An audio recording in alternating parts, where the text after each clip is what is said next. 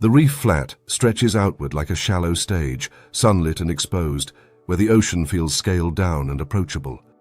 Water barely reaches the waist in places, warming quickly under the open sky. Corals lie flattened and broken here, their sharp relief softened by sand and algae. Seagrass patches sway lazily. It is a place of pauses rather than movement, where snorkelers float upright, photographers stand to adjust masks, and swimmers drift without urgency. This is where small creatures thrive on curiosity rather than speed, and where danger wears one of the most disarming faces in the sea. A pufferfish appears without drama. It does not rush or retreat. It glides into view like a thought made physical, round-bodied, slow, and unmistakably aware. Large eyes rotate independently, tracking movement with an intelligence that feels personal. The fish does not keep distance. It closes it. A fin tip draws near. A camera lens reflects light, and the puffer tilts, investigating. Fingers dangle in the water, and the fish drifts closer still. Lips pursed, testing the world through gentle nips that feel more curious than aggressive. This behavior is not accidental. Pufferfish are natural inspectors. On reef flats, where food is scattered and competition is constant, investigation is survival. They peck at algae, probe crevices, sample textures. Anything new is worth testing, including snorkel fins, wetsuit seams, dangling straps, and bare skin. To the human on the receiving end, the interaction feels playful, almost charming. The fish seems harmless, even friendly. It is small, slow, and round, with none of the visual cues humans associate with threat. That perception is catastrophically wrong. Pufferfish carry one of the most potent neurotoxins known in nature, tetrodotoxin. This compound is not a venom delivered by bite or spine. It is a poison embedded in the fish's tissues, especially the liver, ovaries, skin, and sometimes muscle. Tetrodotoxin blocks sodium channels in nerve cells, preventing electrical signals from traveling along nerves. When these signals fail, muscles cannot contract, sensation fades, voluntary movement stops. Breathing, which depends on coordinated muscle action, becomes impossible. The cruelty of tetrodotoxin lies in its clarity. Victims often remain conscious as paralysis spreads. The mind stays alert while the body shuts down, trapped inside itself. There is no antidote. Survival depends entirely on rapid supportive care, mechanical ventilation, and time. Even tiny amounts can be lethal. A dose smaller than a grain of salt can end a human life. Pufferfish evolved this toxin not for aggression, but for certainty. Their bodies are slow. Their swimming inefficient. They cannot flee predators effectively. Instead, they invested in absolute chemical defense. When threatened, puffers inflate, drawing water or air into elastic stomachs, transforming into rigid spheres that are difficult to swallow. This inflation is not the primary defense. It is a warning. The true deterrent lies in what happens if a predator ignores the warning and bites anyway. Most predators only need to learn once. On reef flats, this defense works almost too well. Large predators avoid puffers entirely, leaving them free to move openly during the day. Their boldness is a product of immunity. They do not need to hide. They do not need to hurry. They drift across shallow flats where other fish remain wary, secure in the knowledge that their toxicity makes them untouchable. Humans, however, do not share the evolutionary memory that teaches avoidance. To a tourist, a pufferfish looks like a novelty. People laugh when it inflates. Cameras crowd close. Children reach out. Fishermen lift them from nets, amused by the transformation, treating the fish like a living toy. In many regions, puffers are handled casually, passed between hands, posed for photos, then tossed back into the water. This is where the danger escalates from theoretical to immediate. Handling a pufferfish exposes skin to mucus that can contain tetrodotoxin. Cuts, abrasions, or even prolonged contact increase the risk of absorption. The greater danger comes from preparation for food. In some cultures, pufferfish are considered a delicacy, prepared only by licensed chefs trained to remove toxic organs with surgical precision. Even then, deaths occur. A single mistake can contaminate flesh with enough toxin to kill. Tourists attempting to prepare puffers themselves or consuming improperly prepared fish gamble with paralysis and death. On reef flats, The line between playful interaction and lethal exposure is thin. A snorkeler lets a puffer nibble a fingertip, laughing at the ticklish sensation. The fish's beak-like teeth scrape skin, breaking the surface. No venom enters, but bacteria do. The interaction feels benign, yet it reinforces the false idea that the animal is harmless. The real danger remains unseen, locked within tissues that look soft and friendly. Pufferfish behavior amplifies this misconception. They often approach humans deliberately, drawn by movement and novelty. They follow swimmers for short distances, inspecting fins and bubbles. Some species are known to nip repeatedly, testing textures with persistence. This curiosity is adaptive. On reef flats, where food sources are patchy, exploration pays off. Human presence introduces new surfaces coated with algae, salts, and residues that resemble natural forage. The puffer responds as it always has, without fear. Ecologically, puffers play a quiet but important role. Many species feed on hard-shelled invertebrates, using strong beaks to crush mollusks and crustaceans that other fish cannot exploit. This feeding pressure helps control populations that might otherwise overgraze or dominate reef flats. Their presence shapes microhabitats, influencing how algae and invertebrates spread across shallow substrates. They are not decorative oddities, they are active participants in the reef system. The problem arises when human perception overwrites ecological reality. Cute becomes safe, slow becomes weak, round becomes harmless. These assumptions collide violently with tetrodotoxin's unforgiving chemistry. There is an irony in how puffers are treated compared to more obviously dangerous animals. Sharks inspire fear at a distance. Stonefish provoke caution through warnings. Box jellyfish terrify through stories. Pufferfish invite touch. They bridge the psychological gap between animal and toy, and that bridge is where accidents happen. The toxin itself is thought to originate not from the puffer's own metabolism, but from bacteria accumulated through diet. Puffers concentrate tetrodotoxin by eating organisms that carry toxin-producing microbes, storing it in their tissues. This symbiotic relationship turns environmental chemistry into biological defense. The fish becomes toxic not because it produces poison, but because it is an expert at hoarding it. This makes toxicity variable. Some individuals are more dangerous than others. There is no visual cue to indicate which puffer carries lethal levels and which does not. This variability adds another layer of risk. A fisherman who has handled puffers before without consequence may grow complacent. A tourist who has seen videos of people touching puffers assumes safety. The toxin does not advertise itself. It does not sting or burn. It waits. When poisoning occurs, symptoms often begin subtly. Tingling around the mouth, numbness in fingers, a strange heaviness in the limbs. These signs are easily dismissed, especially in warm recreational settings where dehydration, sun exposure, and fatigue blur interpretation. As paralysis deepens, panic sets in, but muscle control fades. Without rapid medical intervention, the outcome can be fatal. Back on the reef flat, the puffer resumes its slow patrol. It inspects another fin. It nibbles another strap. It inflates briefly when startled, then deflates, unbothered. The environment continues to signal calm. The water is shallow. The shore is close. The danger remains invisible. Pufferfish do not attack. They do not chase. They do not threaten. They simply exist, armed with one of nature's most absolute chemical defenses, wearing a face that invites misunderstanding.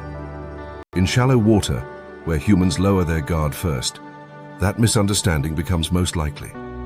The reef flat is often marketed as the safest part of the ocean, a place for beginners and children, for slow exploration and gentle encounters. The pufferfish exposes the flaw in that narrative. Safety is not defined by depth or distance from shore. It is defined by knowledge. And few animals punish ignorance more quietly or more completely than the curious balloon drifting just beneath the surface. The rock looks solid until it moves. At the edge of the sea, where land fractures into pools and ledges, stability is an illusion built on wet stone and habit. Waves arrive softened here, sliding rather than crashing, leaving behind a sheen that turns texture into treachery. These are the entry points people choose deliberately. Natural steps into the water, flat shelves perfect for sitting, artificial breakwaters stacked with concrete blocks meant to tame the tide. From above, they look manageable, even inviting. From within the waterline, they reveal themselves as living carpets of spines. Sea urchins do not hide, they dominate. In tide pools, rocky shallows, and along breakwaters near towns, their bodies pack together so densely that rock disappears beneath them. Purple, black, green, or mottled, each one bristles outward, transforming hard surfaces into fields of needles. They do not need to move quickly or aggressively. Their power lies in numbers and inevitability. Where an urchin carpet forms, contact becomes a matter of when, not if. Urchins thrive in these zones because the conditions favor them brutally well. Hard substrate gives them purchase. Algae grows abundantly in shallow, sunlit water. Tidal flow brings oxygen and nutrients without sweeping them away. In untouched systems, these advantages are balanced by predators, fish, sea stars, lobsters, and otters that crack, pry, or crush urchins before populations explode.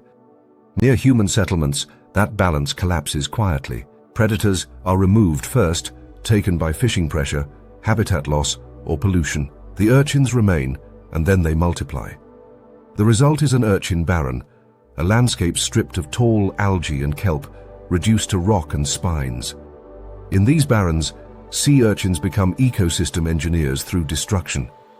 They graze relentlessly, scraping algae down to bare stone with specialized mouthparts known as Aristotle's lantern, a five-toothed structure capable of grinding through plant tissue and even limestone. Kelp forests fall back, shelter disappears, biodiversity drops. What remains is a simplified, hostile environment dominated by animals that no longer need to fear being eaten. These same barrens often form exactly where people enter the water. Harbors, piers, seawalls, and breakwaters create hard surfaces that mimic natural rock while disrupting predator movement. Fishing pressure is highest near towns, removing the very species that keep urchins in check. The shoreline becomes both biologically simplified and physically dangerous, though the danger is rarely advertised. A slip on algae-slick rock happens quickly. 1 foot slides. A hand shoots out instinctively for balance. Weight comes down hard on what feels like solid ground. Instead, dozens of brittle spines punch through skin at once. The sensation is immediate and unmistakable. A sharp, penetrating pain that radiates outward as pressure drives spines deeper. Unlike a single sting or bite, this injury is distributed. Feet, palms, knees, or forearms can be studied with puncture wounds in seconds. Sea urchin spines are not built to deliver venom in most species, though some do possess mild toxins. Their danger lies in their structure. The spines are composed largely of calcium carbonate, rigid enough to penetrate skin, yet fragile enough to snap under pressure. When they break, fragments remain embedded. Attempts to pull them out often fail, snapping spines further and driving pieces deeper. The body reacts immediately, flooding the area with inflammation. Over time, something strange happens. Calcium carbonate dissolves slowly within the body, breaking down into components the immune system can absorb or wall off. This process can take weeks or months. During that time, the wound remains painful, swollen, and vulnerable to infection. Walking becomes difficult. Gripping objects hurts. Every movement reminds the injured person that the damage is not superficial. Infection is the secondary threat, and it is not minor. Coastal waters, especially near towns, carry bacteria that thrive in warm, shallow conditions. Open puncture wounds provide direct access. If fragments remain, they create pockets where bacteria can persist, protected from immune cells and antibiotics alike. Some infections become chronic, requiring surgical removal of spine remnants long after the original injury. What began as a simple slip can turn into a long medical ordeal. There is a misconception that urchin injuries are part of the price of coastal recreation, painful but trivial. This belief persists because the injury does not look dramatic. There is no bleeding cloud, no obvious trauma beyond small dark dots in the skin, yet those dots mark pathways deep into tissue. The pain is persistent rather than explosive, and persistence is harder to respect than spectacle. Ecologically, the presence of dense urchin carpets tells a story of imbalance. Urchins are not villains by nature. In healthy systems, they are part of a dynamic relationship, trimming algae, opening space for new growth, and serving as prey for larger animals. When predators vanish, that relationship collapses into domination. The urchins take over, transforming productive reefs into simplified barrens that support fewer species and offer less resilience to change. Humans feel this transformation directly underfoot. The safest-looking entry points become the most hazardous. Smooth rocks are actually coated in spines. Tide pools that invite exploration hide dense clusters just below the surface. Artificial structures built to protect shorelines inadvertently create perfect urchin habitat, concentrating risk exactly where people gather. There is a quiet irony here. Sea urchins do not chase, sting, or ambush. They do not react to human presence at all. They are among the least active animals encountered in shallow water, yet their injuries are among the most common and lingering. The danger is not in behavior, but in abundance. When an environment is allowed to tip too far in one direction, even passive organisms become hazardous simply by existing in excess. The long-term pain of urchin injuries mirrors the long-term damage urchin barrens cause to ecosystems. Both are slow to heal. Both require intervention rather than patience alone. In some regions, conservation efforts now focus on restoring predator populations, specifically to reduce urchin density and allow kelp forests to recover. Where this happens, biodiversity rebounds, water clarity improves, and the literal underfoot danger decreases as well. Ecology and human safety realign. Until that balance returns, the spiked carpet remains. Each step across a rocky entry carries risk. Each hand placed for balance could meet a brittle forest of needles. The ocean here does not need teeth or venom to enforce caution. It relies on arithmetic. Enough spines, densely packed, will eventually find flesh. Sea urchins remind us that danger in shallow water is often systemic rather than intentional. It arises not from a single animal acting aggressively, but from the cumulative effect of imbalance. When predators are removed and ecosystems simplified, the shoreline itself becomes hostile. What looks like harmless rock is revealed as a biological warning sign, written not in bright colors or dramatic motion, but in quiet, waiting spines. The lesson is uncomfortable but clear. Where the sea has been altered, the risks change shape. They become smaller, sharper, and more numerous.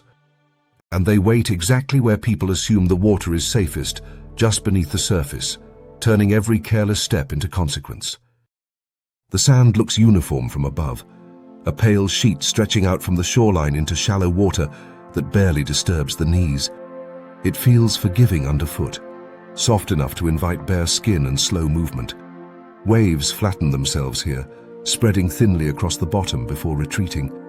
This is the space where people pause to adjust masks, slide fins into place, and shuffle forward in awkward steps, eyes focused ahead rather than down. What lies beneath that thin layer of sand is not empty, it is waiting.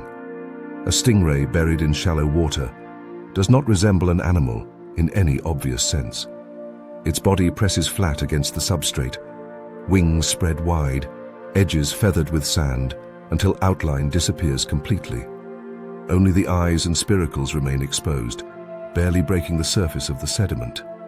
Even these are difficult to see, positioned flush with the sand, and often dusted over as the ray exhales gently, pulling grains across its back. To a human eye, scanning casually, there is nothing there. The ray has not hidden itself so much as erased itself from consideration. This burial behavior is not defensive in the traditional sense. Stingrays bury to hunt and to rest, conserving energy while remaining alert. In shallow flats, small fish, crustaceans and worms move through sand layers constantly. By embedding themselves just beneath the surface, rays position their bodies where prey will pass directly overhead. Sensory pores across their underside detect electrical signals emitted by muscle contractions, heartbeats, and nervous activity. Long before a fish disturbs the sand, the ray knows it is coming. A quick upward pulse of the wings traps prey against the bottom, and the meal disappears beneath the ray without fanfare. The same behavior places stingrays directly under human feet. Knee-deep water is not a buffer zone for them. It is prime habitat.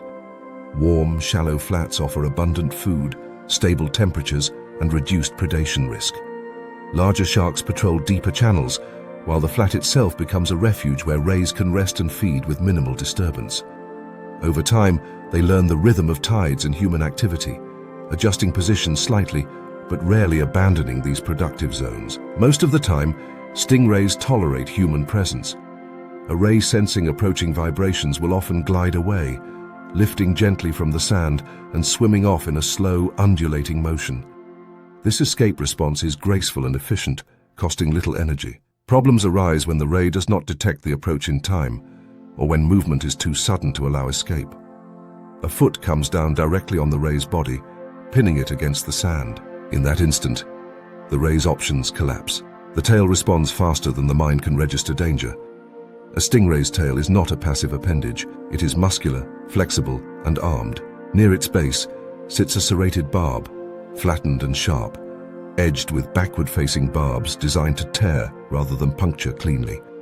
The barb is coated in a sheath containing venom-producing tissue. When the tail whips upward, the barb drives into whatever is above the ray with astonishing speed and force. This strike is purely defensive.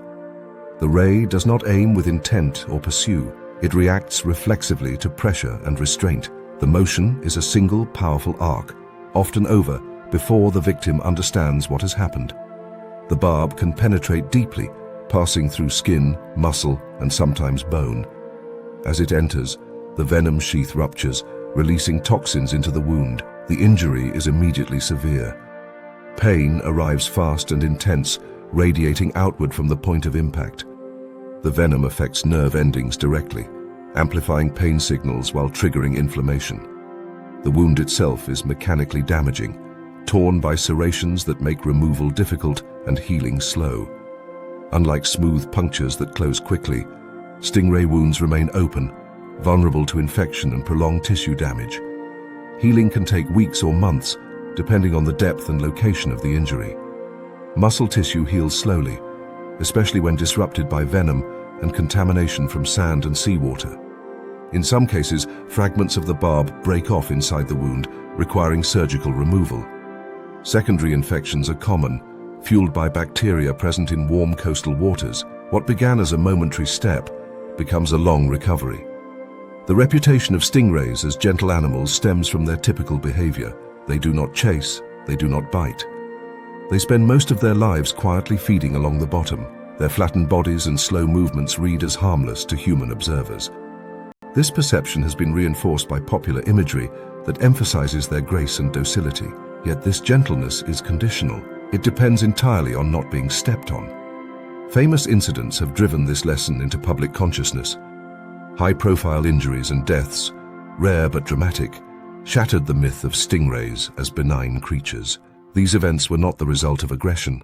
They were the result of proximity, pressure, and bad luck. They revealed how devastating a defensive mechanism can be when triggered unintentionally. Ecologically, the stingray's barb exists because rays occupy vulnerable positions in their environment. Their bodies are broad and soft, lacking armor or speed. Predators attacking from above could inflict fatal damage if not deterred. The tail strike offers a last resort defense capable of discouraging even large animals. Most predators learn quickly to avoid rays entirely, recognizing the risk they pose. This evolutionary solution works exceptionally well in natural contexts. Predators that can see rays approach cautiously or not at all. Humans, by contrast, approach without awareness. Eyes above the water, minds focused on gear, balance, or companions. The mismatch between ray defense and human behavior creates injury. The shallow flats where this happens are not marginal habitats. They are ecological engines, supporting juvenile fish, invertebrates, and migratory species. Stingrays play a key role here, turning over sediment as they feed, aerating sand and redistributing nutrients. Their foraging creates small pits that provide microhabitats for other organisms, remove stingrays, and the flat changes character. Their presence shapes the ecosystem even as it creates risk for humans. This risk is not evenly distributed. Areas near beaches, boat launches, and popular snorkeling spots see higher overlap. Human traffic compresses rays into predictable zones, sometimes reducing their ability to flee. At low tide, flats shrink, forcing rays into tighter spaces. At these moments, The probability of stepping on one increases dramatically. Simple adaptations can reduce this risk. Shuffling feet rather than stepping lifts sand ahead of the foot, alerting rays and giving them time to move. Protective footwear provides some barrier, though not complete protection. Awareness of habitat matters more than fear. Recognizing that knee-deep water is not empty, but occupied, changes behavior fundamentally. The stingray does not seek conflict. When undisturbed, it remains buried, breathing quietly, eyes tracking the world above through a veil of sand. Its presence is neutral until pressure forces a reaction. The danger is not malice, but geometry. Flat bodies beneath flat water intersect inevitably with flat-footed movement. In shallow coastal ecosystems, danger often hides where visibility is highest and depth lowest. The stingray exemplifies this paradox. Its threat is not announced by teeth or speed, but by silence and stillness. The sand conceals it perfectly, not because it wants to surprise, but because survival demanded it. Calling a stingray a gentle pancake is not wrong in temperament, but it is dangerously incomplete. Beneath that gentle exterior lies a defense capable of tearing flesh and altering lives. Respecting stingrays does not mean fearing them. It means understanding where they live, how they behave, and why shallow water deserves as much caution as the open sea. The buried bullet in the sand is not hunting people. It is resting, feeding, existing exactly where it evolved to exist. When a foot comes down in the wrong place, the consequences are swift and unforgiving. The lesson is simple and ancient. In the ocean, even the quietest animals are armed, and the shallowest water is never empty. The ladder disappears into the water at the edge of the pier, its rungs slick with algae and salt. Boats idle nearby, bumping softly against fenders. Snorkelers climb in and out here, masks pushed up on foreheads, fins dangling awkwardly from wrists. It feels like infrastructure, not wilderness. A place where the sea has been tamed into access points and handholds. Yet just beneath the lowest rung, where concrete meets shadow and water darkens abruptly, a mouth waits in permanent half-open stillness. Teeth gleam.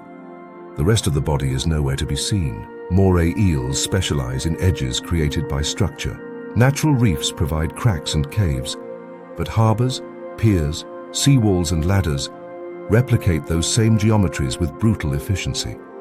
Any place where hard surfaces create cavities becomes potential housing. The eel does not roam openly like a shark or ray. It claims a hole and turns that hole into territory. From there it watches, breathes and strikes when movement crosses a narrow threshold. In human-built environments, those thresholds overlap perfectly with hands, feet and curiosity. A moray eel rarely leaves its shelter during daylight. Its long, muscular body coils deep within rock or concrete cavities, anchored by friction and leverage. Only the head protrudes, angled outward, jaws opening and closing rhythmically. This motion is not aggression. Morays lack gill covers like most fish, so they pump water through their mouths to breathe. To humans, the constant gaping reads as threat. To the eel, it is simply respiration, a sign of patience rather than intent. The head itself is deceptively expressive. Eyes are small, set far back, and poorly adapted for detailed vision, especially behind the eel. Morays see best directly in front of them, relying heavily on scent rather than sight to identify prey. Their sense of smell is acute, tuned to dissolved amino acids released by injured or struggling fish. In the wild, this works perfectly. A fish wounded nearby broadcasts its location chemically long before it is visible. The moray smells, orients and strikes. In harbors and snorkel sites, that same system becomes dangerous. Fishermen clean catches near piers, divers carry speared fish. Tourists feed scraps to friendly eels they have seen before. Human hands smell like fish oil, bait, or food residue. When a hand enters a hole or hovers near a familiar cavity, the moray does not see fingers, it smells food and reacts accordingly. This reaction is instantaneous and decisive. Morays are ambush predators built for close quarters combat. Their bodies lack the speed for long pursuits, but within the confines of a cave mouth, they are unmatched. When they strike, the jaws snap shut with surprising force, teeth angled backward to prevent escape. But the bite is only the beginning. Hidden behind the outer jaws is one of the most unsettling adaptations in the animal kingdom. Moray eels possess a second set of jaws, known as pharyngeal jaws, located deep in the throat. When the outer jaws seize prey, these inner jaws launch forward, clamp down, and pull flesh deeper into the throat. Back and pull, they are unmatched.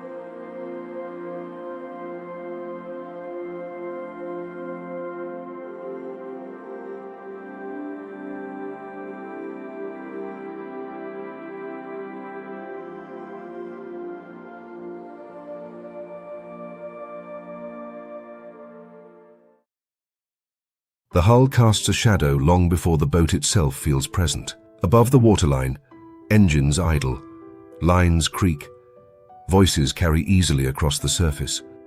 Below it, the shadow becomes a ceiling, a moving roof that dims the reef and rearranges the hierarchy of the space. Small fish tighten their schools, curious shapes emerge from cracks and pilings. And directly beneath the boat, where noise, vibration, and discarded scraps converge, a massive body settles into place with the patience of something that has learned exactly how humans behave. The grouper does not need to hide here. It claims space by existing in it. Broad-bodied, thick-lipped, and slow-moving, it hovers near the bottom or presses against pilings and wreckage, barely finning to hold position. Its size alone alters the behavior of everything around it. Fish that dart nervously in open water freeze when the grouper drifts closer. Octopus retreat deeper into crevices. Even sharks passing at distance adjust course slightly, acknowledging the presence of a competitor that does not yield easily. Groupers are ambush predators, but not in the dramatic, lunging sense. Their power lies in timing and suction rather than speed. Their mouths are enormous relative to their bodies, supported by expandable jaws and a muscular buccal cavity capable of creating sudden negative pressure. When a grouper strikes, it does not bite down, it opens. Water rushes inward, carrying prey with it before resistance becomes possible. The jaws close only after the target is already inside. This feeding strategy works exceptionally well beneath boats. Fishing activity introduces predictable cues into the water. Engines vibrate, anchors clank, bubbles trail downward from divers. Fish blood, bait and scraps drift slowly, forming chemical signatures that linger far longer than visual ones. Groupers learn these patterns quickly.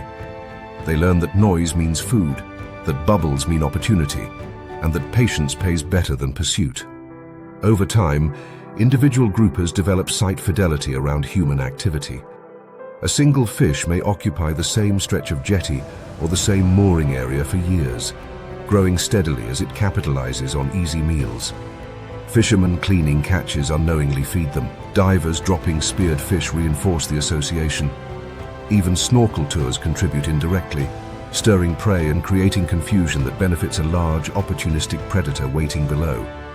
The grouper's learning ability is often underestimated. These fish are not mindless vacuum cleaners. They recognize routines, they remember locations, they distinguish between random disturbance and feeding events. In some regions, groupers have been observed following specific boats, arriving beneath them before lines are even in the water. The fish does not see a human. It recognizes a pattern. This recognition creates proximity, and proximity creates risk. From the surface, a grouper looks comical. Its face appears blunt and expressive, eyes large and slow to blink, lips thick and almost exaggerated. Its movements are deliberate rather than threatening. Swimmers descend nearby without concern, assuming that size without speed equals safety. Cameras drift closer. Hands extend to point or steady themselves. Gear dangles loosely. The grouper remains motionless, watching. Then something shifts. A fish struggles. An octopus releases ink. A camera flashes. A fin kicks too close. The grouper reacts with the same reflex it has used thousands of times.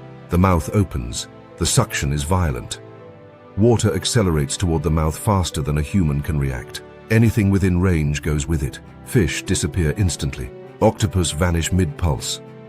And sometimes, so do things that were never meant to be food. Cameras are pulled from hands. Flash units slam into jaws. In rare but well-documented cases, fingers have been drawn partway into a grouper's mouth before the fish releases, confused by texture and resistance. This is not aggression. It is miscalculation at scale.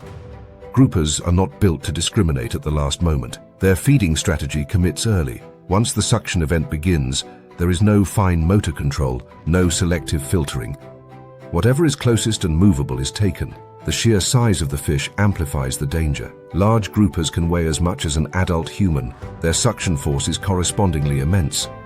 Even a brief pull can cause injury through impact, crushing, or entrapment. The underwater bulldog analogy is not exaggeration. Groupers use mass rather than speed to dominate space. When they want something, they do not chase it across the reef. They drift toward it, block escape routes, and wait. Beneath a boat or platform, there are few escape routes to block.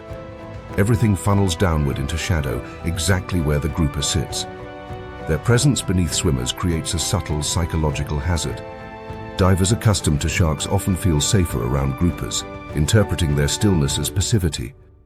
In reality, the grouper is more unpredictable in close quarters because its feeding response is triggered by cues humans generate constantly.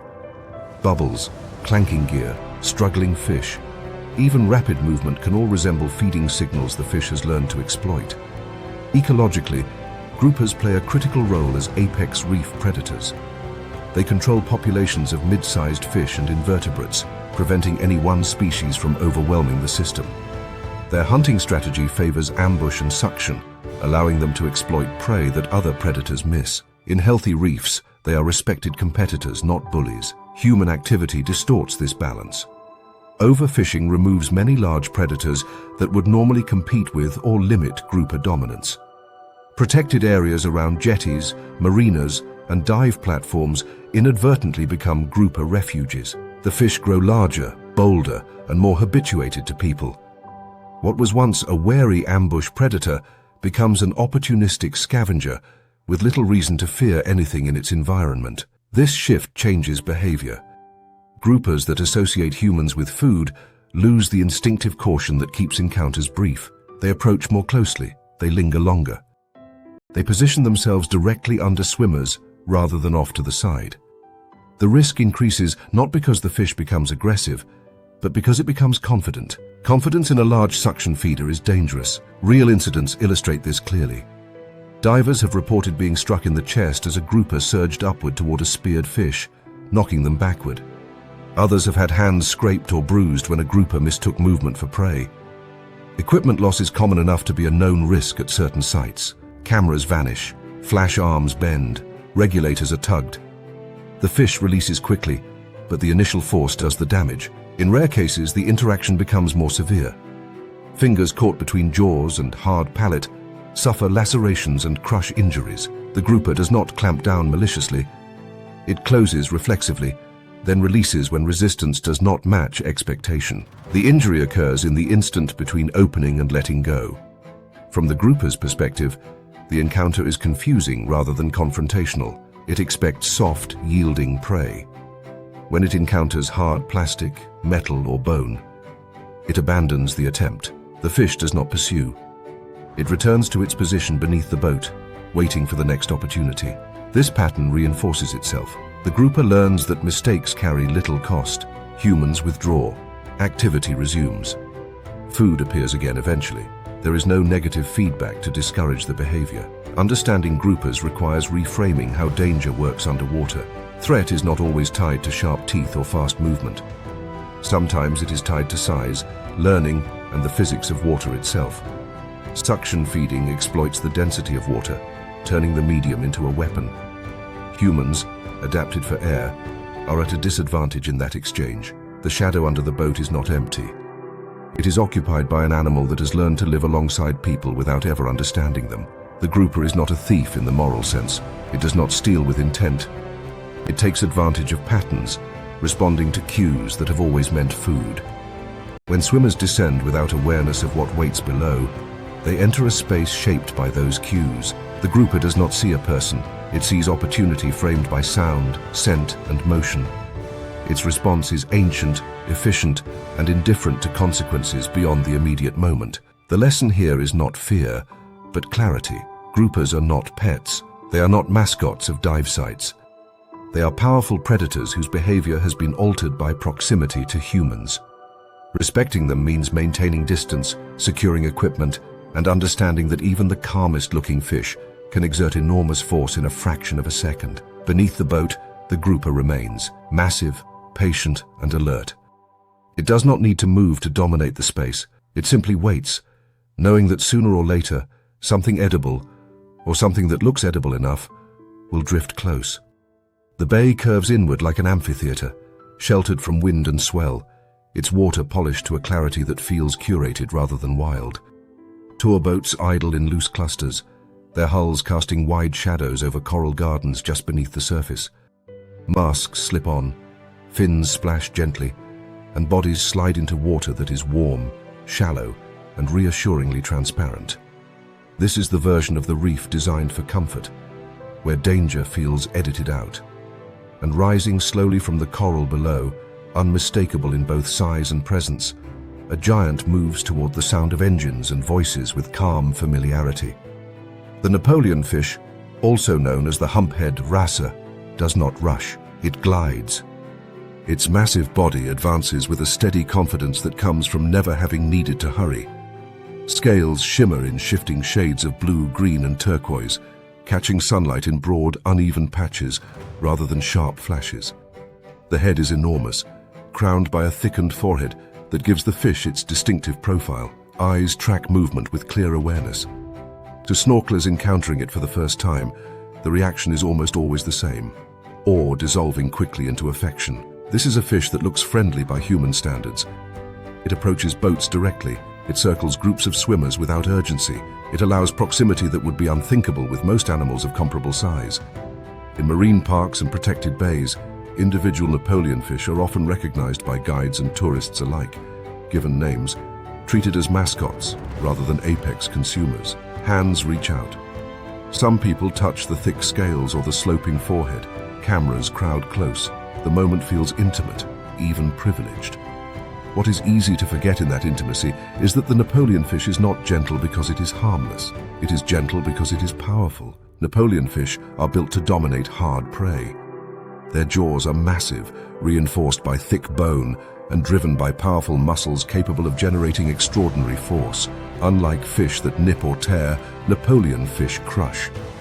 They feed on armored animals that most reef predators cannot handle.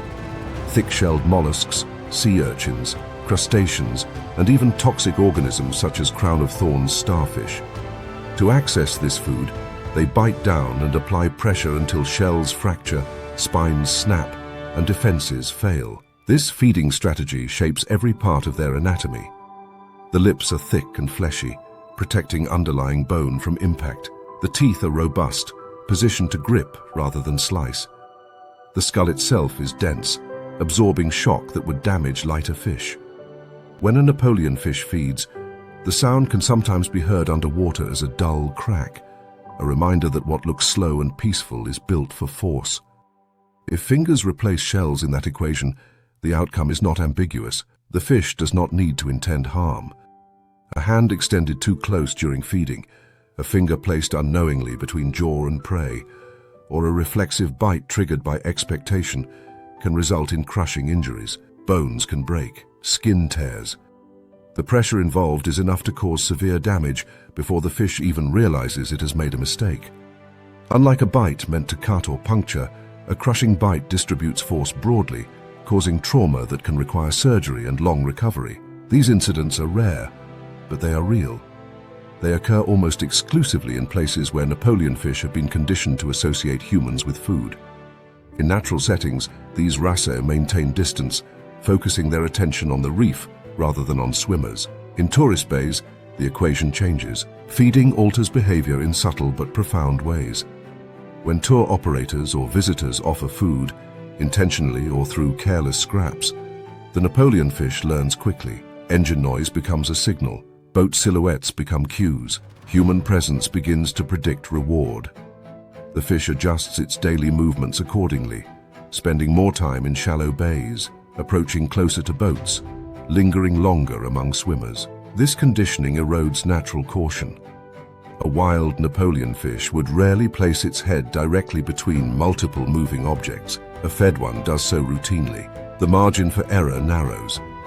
The fish begins to sample hands and gear with exploratory nips, not out of aggression, but because its environment has taught it that human proximity equals feeding opportunity. Ecologically, this shift has consequences beyond human safety.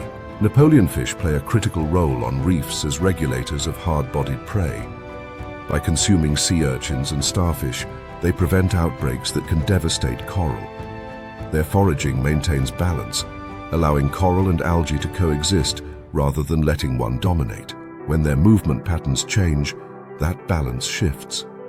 A fish that spends more time near boats spends less time performing its ecological role elsewhere. A bay crowded with conditioned Napoleonfish may appear vibrant and healthy, but surrounding reef areas can suffer from reduced predation pressure. Over time, the ecosystem bends subtly toward human convenience rather than biological function. There is also a demographic cost. Napoleonfish are long-lived, slow to mature, and highly vulnerable to overfishing. Their size and docile nature make them easy targets. In many regions, they are endangered or critically threatened, their populations reduced drastically by demand and habitat loss. Marine parks and tourist bays often represent the last refuges where large individuals still exist. This rarity adds to their appeal. Seeing one up close feels like a gift, an encounter with something ancient and irreplaceable.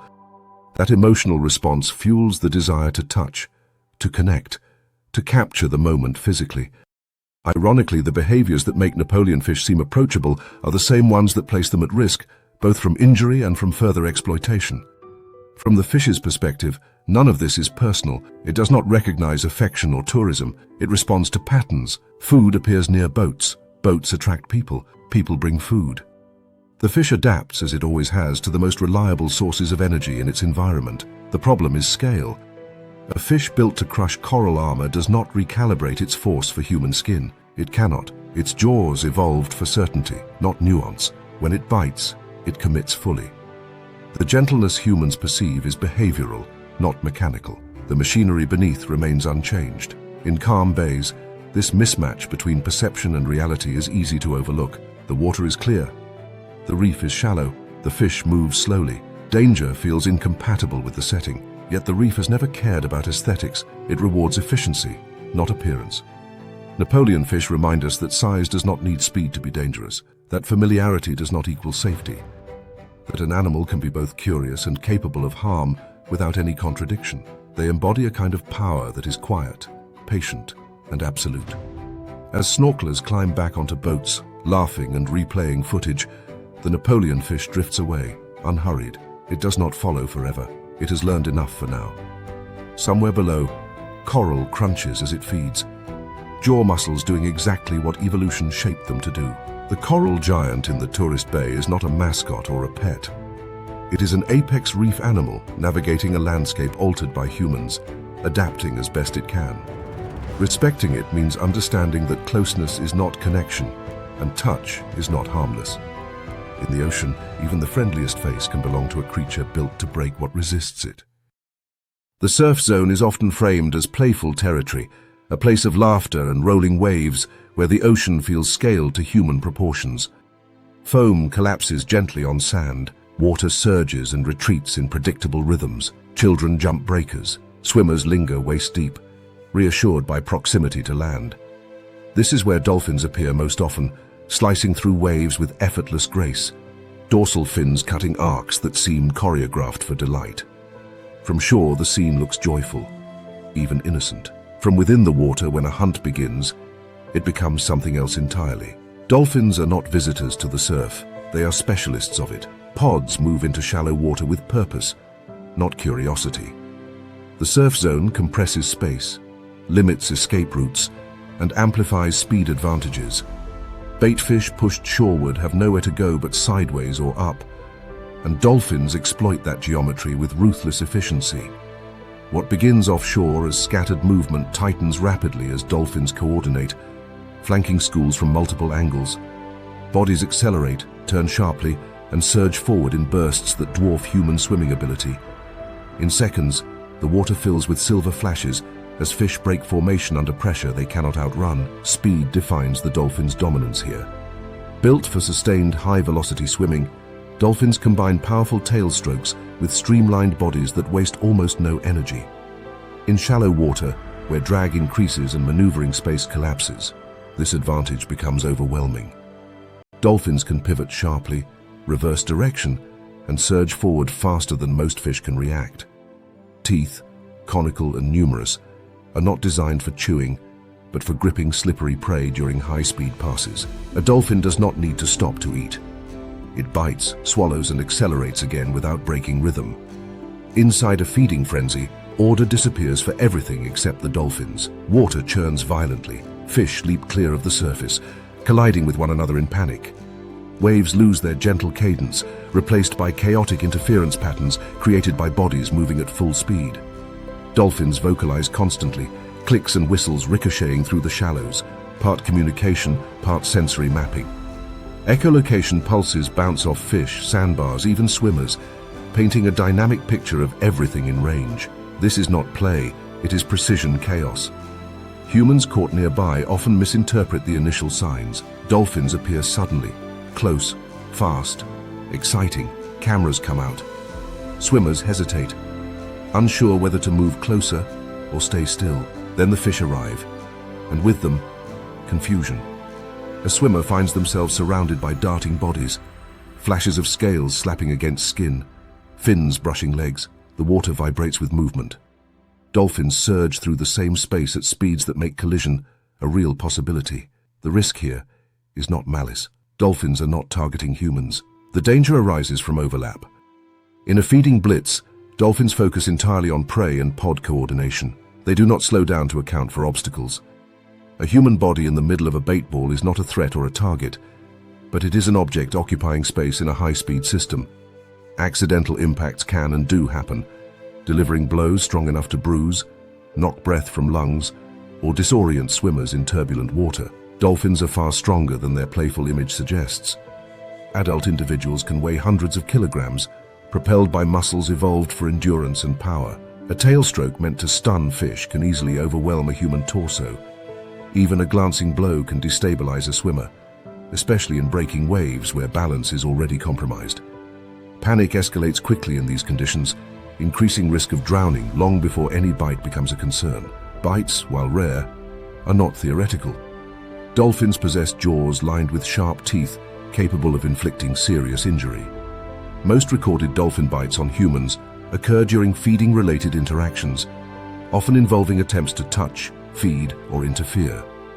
In the surf zone, where visibility is reduced and movement is frantic, the margin for error narrows. A hand extended toward what looks like open water can suddenly intersect with a hunting dolphin's path. The intelligence of dolphins complicates perception further. Their curiosity and social behavior make them seem approachable, even empathetic. They investigate objects, follow swimmers briefly, and sometimes ride waves alongside surfers. These behaviors are real, but they do not negate predatory instincts. Intelligence does not soften biology, it refines it. Dolphins are apex predators precisely because they can coordinate, adapt, and exploit opportunity faster than prey can respond. Ecologically, surf zone hunting serves multiple purposes. It allows dolphins to target juvenile and schooling fish that use shallow water as refuge from larger predators. It reduces energy expenditure by leveraging wave motion and shoreline barriers. It strengthens social bonds within pods through coordinated action. Young dolphins learn hunting techniques here, practicing maneuvers in dynamic conditions that will serve them throughout life. The surf is a classroom as much as a killing ground. For fish, the beach is not safety, it is a trap.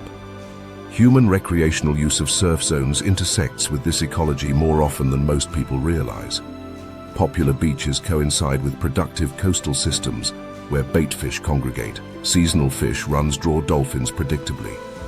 Early morning and late afternoon, prime times for swimmers seeking calmer conditions, also coincide with peak feeding periods for dolphins. The overlap is structural, not coincidental. Media portrayal reinforces misunderstanding.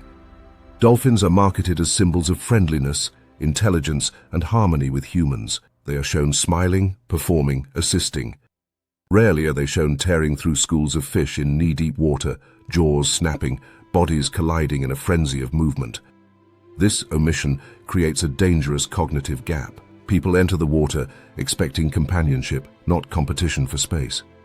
When swimmers panic during a feeding event, risk multiplies. Erratic movement mimics prey behavior, drawing attention. Thrashing limbs increase the chance of accidental contact.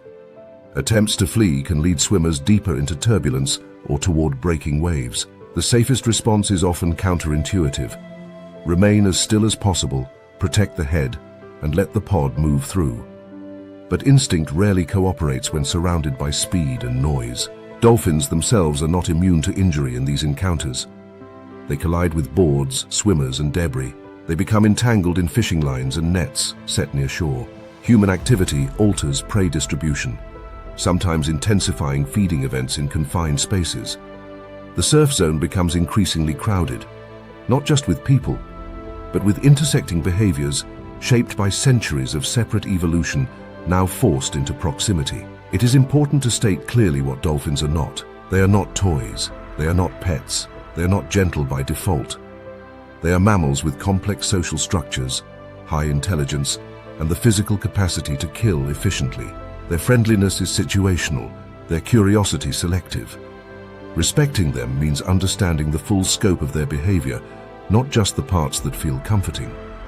Attacks remain rare because dolphins generally avoid direct confrontation and because humans are not prey. But rarity does not equal impossibility. More importantly, injury does not require attack. In the surf, speed and mass alone are enough. Being in the wrong place at the wrong moment can turn an enchanting encounter into a medical emergency. As the feeding blitz ends, dolphins disperse as quickly as they arrived. The water clears, fish are gone, waves resume their gentle rhythm. From shore, it looks as if nothing extraordinary happened. Swimmers surface, shaken but unharmed, laughing nervously, replaying the moment as a story of excitement rather than danger. The ocean resets fast. Memory belongs to those who survived. Dolphins will return. The surf zone will continue to host both play and predation, often simultaneously. The difference lies in awareness. Seeing dolphins as they truly are does not diminish their wonder, it deepens it. To witness a coordinated hunt in shallow water is to glimpse evolutionary mastery at work, a reminder that intelligence and power are not opposites, and that beauty does not cancel risk. The friendly face in the wave is still a hunter, the surf is still a battlefield, and humans, wading between land and sea, are guests in a space where speed, teeth and teamwork decide everything. The rocks rise just far enough above the water to look inviting. Smooth shelves catch the sun, low ledges break the swell.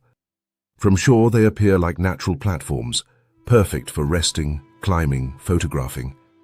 This is where seals choose to haul out, bodies slick and heavy as they drag themselves from the sea, flopping into clusters that steam in the cool air. They bark, snort, jostle and settle, forming living piles that look comical, approachable, almost staged for visitors. And because these rocks sit beside calm coves, clear channels, and protected beaches, people arrive too, drawn by the same geography for entirely different reasons. This overlap is not accidental. Seals are shoreline specialists. They need easy access between deep water and safe resting spots, places where they can feed offshore and recover on land without expending excessive energy. Rocky headlands, small islands, and wave-washed stacks provide exactly that. These same features also create sheltered swim areas, natural snorkeling lanes, and dramatic coastal viewpoints that humans prize. When seals appear, tourists follow. What remains unseen is who follows the seals. Seals are not peripheral prey. They are high-value targets in coastal ecosystems. Large sharks do not patrol beaches randomly. They patrol food. Where seals haul out, sharks map routes. They learn tidal cycles, underwater contours, and ambush points the same way seals do, only from the opposite side of the equation. Deep channels adjacent to haul-out rocks become hunting corridors. Narrow gaps between reefs become interception zones. The presence of seals turns a scenic headland into a node of predatory attention. This does not mean sharks are always present, but it means they are more likely to be. The risk is not constant. It is episodic, tied to tides, time of day, and seal behavior. When seals enter the water in groups, splashing and vocalizing, they generate exactly the sensory cues sharks evolved to detect: pressure waves, irregular movement, concentrated biological noise. To a shark cruising offshore, this is not background, it is a signal. Humans swimming nearby rarely recognize this escalation. The seals look relaxed, the water looks calm, the beach feels safe. People paddle boards through the same channels seals use, snorkel in the same kelp beds seals hunt through, and float in the same swell patterns seals exploit for efficient movement. From the shark's perspective, the distinction between seal and swimmer is not always immediate, especially in low visibility or broken surface conditions. Most encounters end without incident. But the overlap itself increases risk in ways that are poorly communicated and widely misunderstood. The seal is often framed as the innocent middleman in this dynamic, a passive magnet drawing danger toward unsuspecting people. This framing misses an important truth. Seals themselves are not harmless. On land, seals appear clumsy, their bodies ill-suited for gravity, movement reduced to awkward shuffling and flopping. In water, they transform. Their musculature is dense and powerful, adapted for explosive acceleration and agile maneuvering. Flippers that look soft and flexible deliver tremendous force. Their jaws, lined with sharp interlocking teeth, are designed to grip slippery prey that struggles violently. A seal does not nibble, it clamps and shakes. Seals bite when threatened, cornered, or stressed. Approaching too closely on rocks, blocking escape routes, or attempting to touch or move them can trigger defensive reactions. These reactions are fast and decisive. A seal lunges forward with surprising reach, jaws snapping shut on hands, arms, or legs before a person can retreat. The injuries are not superficial. Deep puncture wounds, tearing and crushing damage are common, compounded by infection risks from bacteria carried in seal mouths. The danger escalates when people attempt to rescue seals that appear stranded. Many seals haul out naturally to rest, molt, or warm themselves. They are not in distress, even if they look immobile or vocal. Well-meaning humans who approach, attempt to push seals back into the water, or place hands near their heads often provoke bites that result in serious injury. The seal is not grateful. It is defending itself from perceived threat. These interactions are increasing as seal populations recover in some regions due to conservation efforts. More seals mean more haul-outs, closer to urban beaches and tourist routes. This recovery is an ecological success story, but it carries unintended consequences when human behavior does not adapt alongside it. Seals choose optimal habitat. Humans then choose to share it without understanding the cost. From the shark's perspective, seal recovery is equally significant. More seals mean more reliable prey. Sharks respond by increasing coastal presence, refining patrol routes, and revisiting hunting grounds with greater frequency. This does not make sharks aggressive, it makes them efficient. The system recalibrates around new prey density, regardless of who else is swimming nearby. The irony is that seals themselves understand this risk far better than humans do. They haul out in places that offer multiple escape routes. They enter the water cautiously, scanning, pausing, clustering before committing. They often wait for conditions that favor detection of predators, such as clearer water or specific light angles. Humans, lacking this instinctive caution, enter the same water casually, trusting the absence of visible danger. Seals are also capable of aggression within their own species, and that behavior spills outward under pressure. Territorial disputes, mating competition, and social hierarchy enforcement involve biting, ramming, and prolonged physical confrontation. These behaviors reveal the seal's true capacity for violence when necessary. Translated to human skin and bone, that capacity becomes medical emergency. The phrase shark magnet is often used loosely, but in the case of seals, it is biologically accurate. Seals concentrate energy. They convert fish into fat and muscle, then gather in predictable places. Sharks track that energy, not out of malice, but out of evolutionary logic. Where seals are visible, sharks are often invisible, deeper, farther out, but attentive. This does not mean people should fear beaches with seals. It means they should respect them as dynamic systems, not static attractions. Distance matters, timing matters, behavior matters. Swimming directly adjacent to seal haul-outs, especially in murky water or near channels, increases exposure during peak predatory windows. Kayaking or paddleboarding between seals and open water disrupts natural movement and raises tension on all sides. Education often lags behind tourism. Signs warn not to touch seals, but rarely explain why beyond legal protection. The explanation should include teeth, strength, and disease, not just conservation law. It should include sharks, not as monsters, but as predictable responders to prey concentration. When people understand mechanisms rather than rules, behavior changes more reliably. There is a final layer to this dynamic that deserves attention. Seals themselves sometimes show curiosity towards swimmers, especially juveniles. They approach, circle, blow bubbles, and dart away playfully. This behavior reinforces the idea that seals are friendly, even dog-like. What it actually represents is social investigation, not invitation. The seal is learning, it is testing boundaries, and it is doing so in water where its physical advantage is overwhelming. A playful nip from a seal is still a bite, a startled reaction is still powerful. The line between curiosity and injury is thin when jaws are built to tear fish apart. Ending a coastal swim beside a seal colony often feels like a privilege. The animals seem close, real, unfiltered. The experience feels intimate, wild, authentic. What remains unseen is the larger web tightening beneath that moment. Sharks adjusting routes offshore, seals weighing risk. Humans standing in the middle, unaware that they are not observers but participants. Seals are not villains, they are not bait, they are not mascots.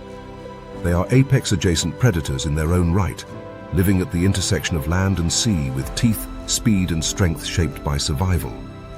Their presence signals life, productivity and ecological recovery.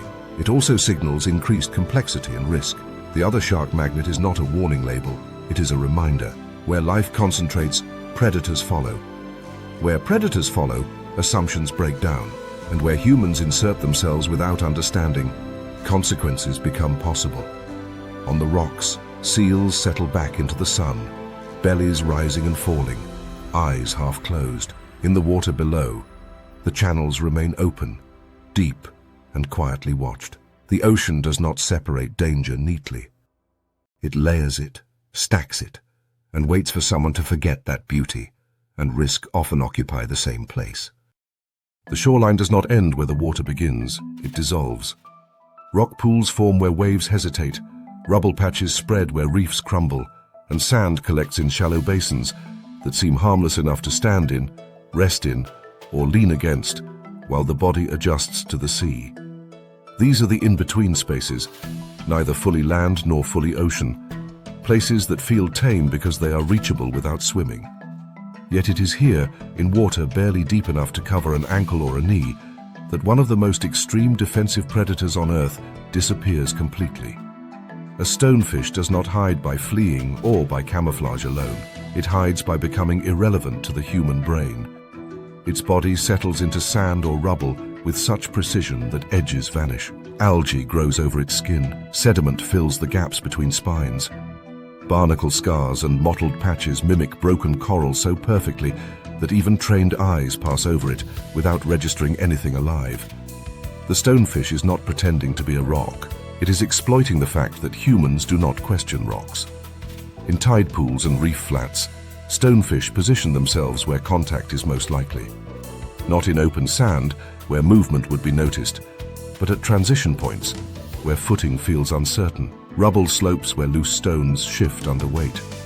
Shallow channels between coral heads, where people step to regain balance.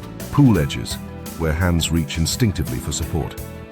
These are places where humans commit their weight, trusting texture instead of vision. The stonefish understands this without thinking. It settles where the next step is likely to land. The fish itself is built for stillness. Its body is squat and heavy, resting directly on the substrate rather than hovering above it. Pectoral fins spread outward like irregular stones, anchoring the animal and breaking its outline. The mouth angles upward slightly, allowing it to feed on passing prey without moving its body.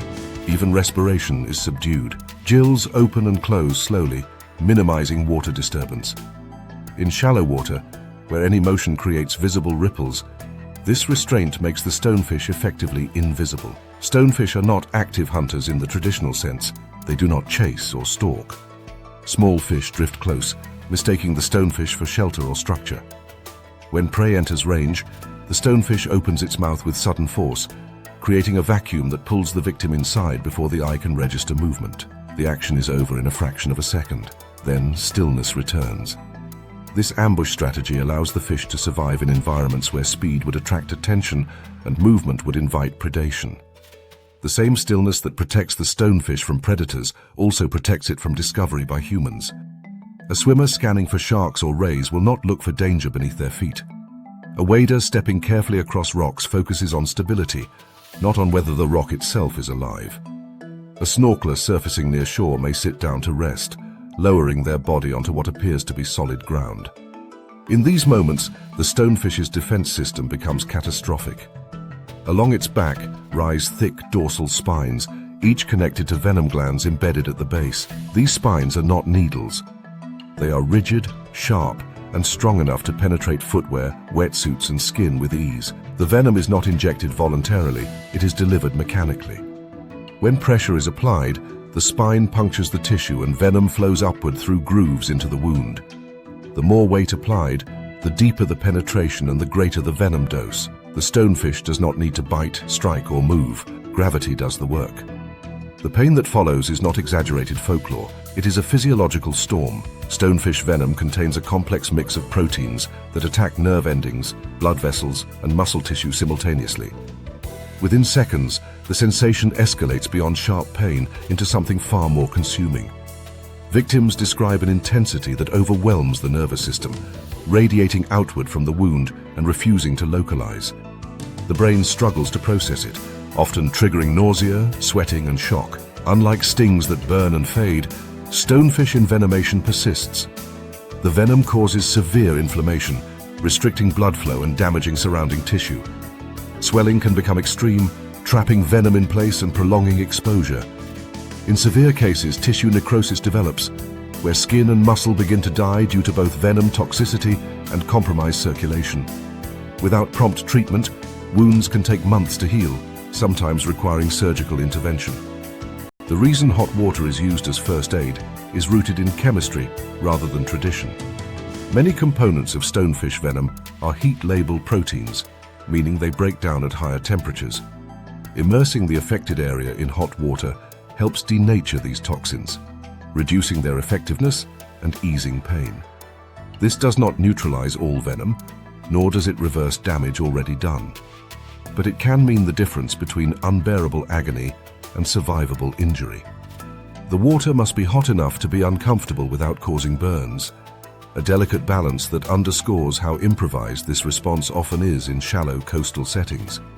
What makes the stonefish particularly dangerous is not just the severity of its venom, but the context in which encounters occur.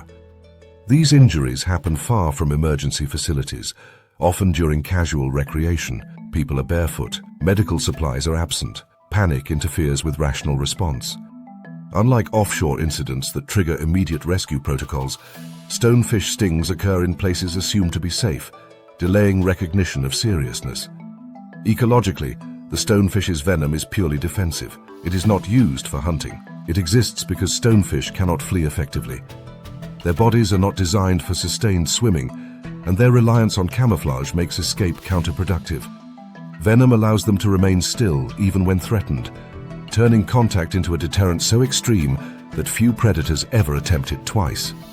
This strategy has worked so well that stonefish have changed little over evolutionary time, perfectly matched to shallow, complex habitats where movement equals exposure. The ripple effects of their presence shape behavior across reef flats. Larger animals learn to avoid rubble zones where stonefish are common. Fish that forage near the bottom develop heightened caution, darting rather than hovering. Even humans, in regions where stonefish are well known, adopt behaviors that reflect respect for unseen danger, shuffling feet instead of stepping, wearing protective footwear, avoiding sitting on submerged surfaces. These cultural adaptations mirror biological ones, both arising from repeated consequence. Yet for visitors unfamiliar with these ecosystems, the learning curve can be brutal. A beach that looks inviting hides a mosaic of hazards beneath the surface. Clear water does not equal clear ground. Sunlight can wash out contrast, making rocks appear flatter and safer than they are. Waves distort depth. A stonefish that would be obvious in an aquarium disappears entirely in its natural setting. The animal does not rely on stealth alone. It relies on assumption. There is a cruel efficiency to this design. The stonefish expends almost no energy to defend itself, yet inflicts one of the most painful injuries known from marine life. It does not pursue or threaten. It simply exists exactly where it evolved to exist and waits for something larger and less adapted to make a mistake. The ultimate shallow water trap is not a creature that attacks, but one that punishes contact. When the incident ends, the stonefish remains. It does not flee after envenomation. It sinks back into sand or rubble, venom glands slowly refilling, posture unchanged. The environment absorbs the event quickly. Water dilutes blood, waves smooth disturbed sediment. To the next person approaching the same pool or patch of rocks, nothing appears different. The trap resets itself without effort. Stonefish reveal an uncomfortable truth about coastal ecosystems. Danger does not always move. Sometimes it waits, perfectly matched to background, relying on the certainty that sooner or later something will lean where it should not. In shallow water, the line between safe footing and catastrophic error can be thinner than a dorsal spine. Hidden beneath a texture the mind refuses to question. The reef wall rises abruptly from the sand, a vertical garden of coral heads, sponges and shadowed crevices that feels dramatic without feeling dangerous. Sunlight pours down the face of it in soft shafts, illuminating clouds of small fish that pulse in and out of cover. Just beyond, a wreck rests at an angle, its metal ribs softened by algae and time, transformed into an artificial reef only a short swim from shore. This is where snorkel boats idle, where guides gesture downward, and where cameras dip beneath the surface in excitement. And suspended calmly in this very space, unbothered by attention, floats one of the most deceptively dangerous fish on the reef. Lionfish do not flee when approached. They do not dart for cover or melt into the background. They hover. Their bodies remain almost motionless. Pectoral fins fanned outward like ornate cloaks, dorsal spines raised in a slow, deliberate display. Against the vertical reef wall, their striped bodies stand out clearly, framed perfectly for photographs.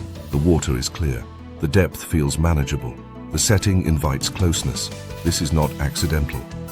Lionfish evolved to dominate attention as much as territory, and that dominance is rooted in a defense so effective it removes the need for escape. Every visible fin ray on a lionfish is a weapon.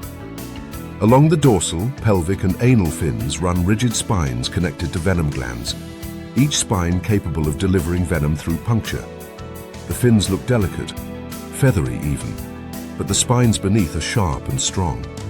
Unlike stonefish spines hidden beneath sand, lionfish spines are displayed openly, forming a perimeter of deterrence around the body.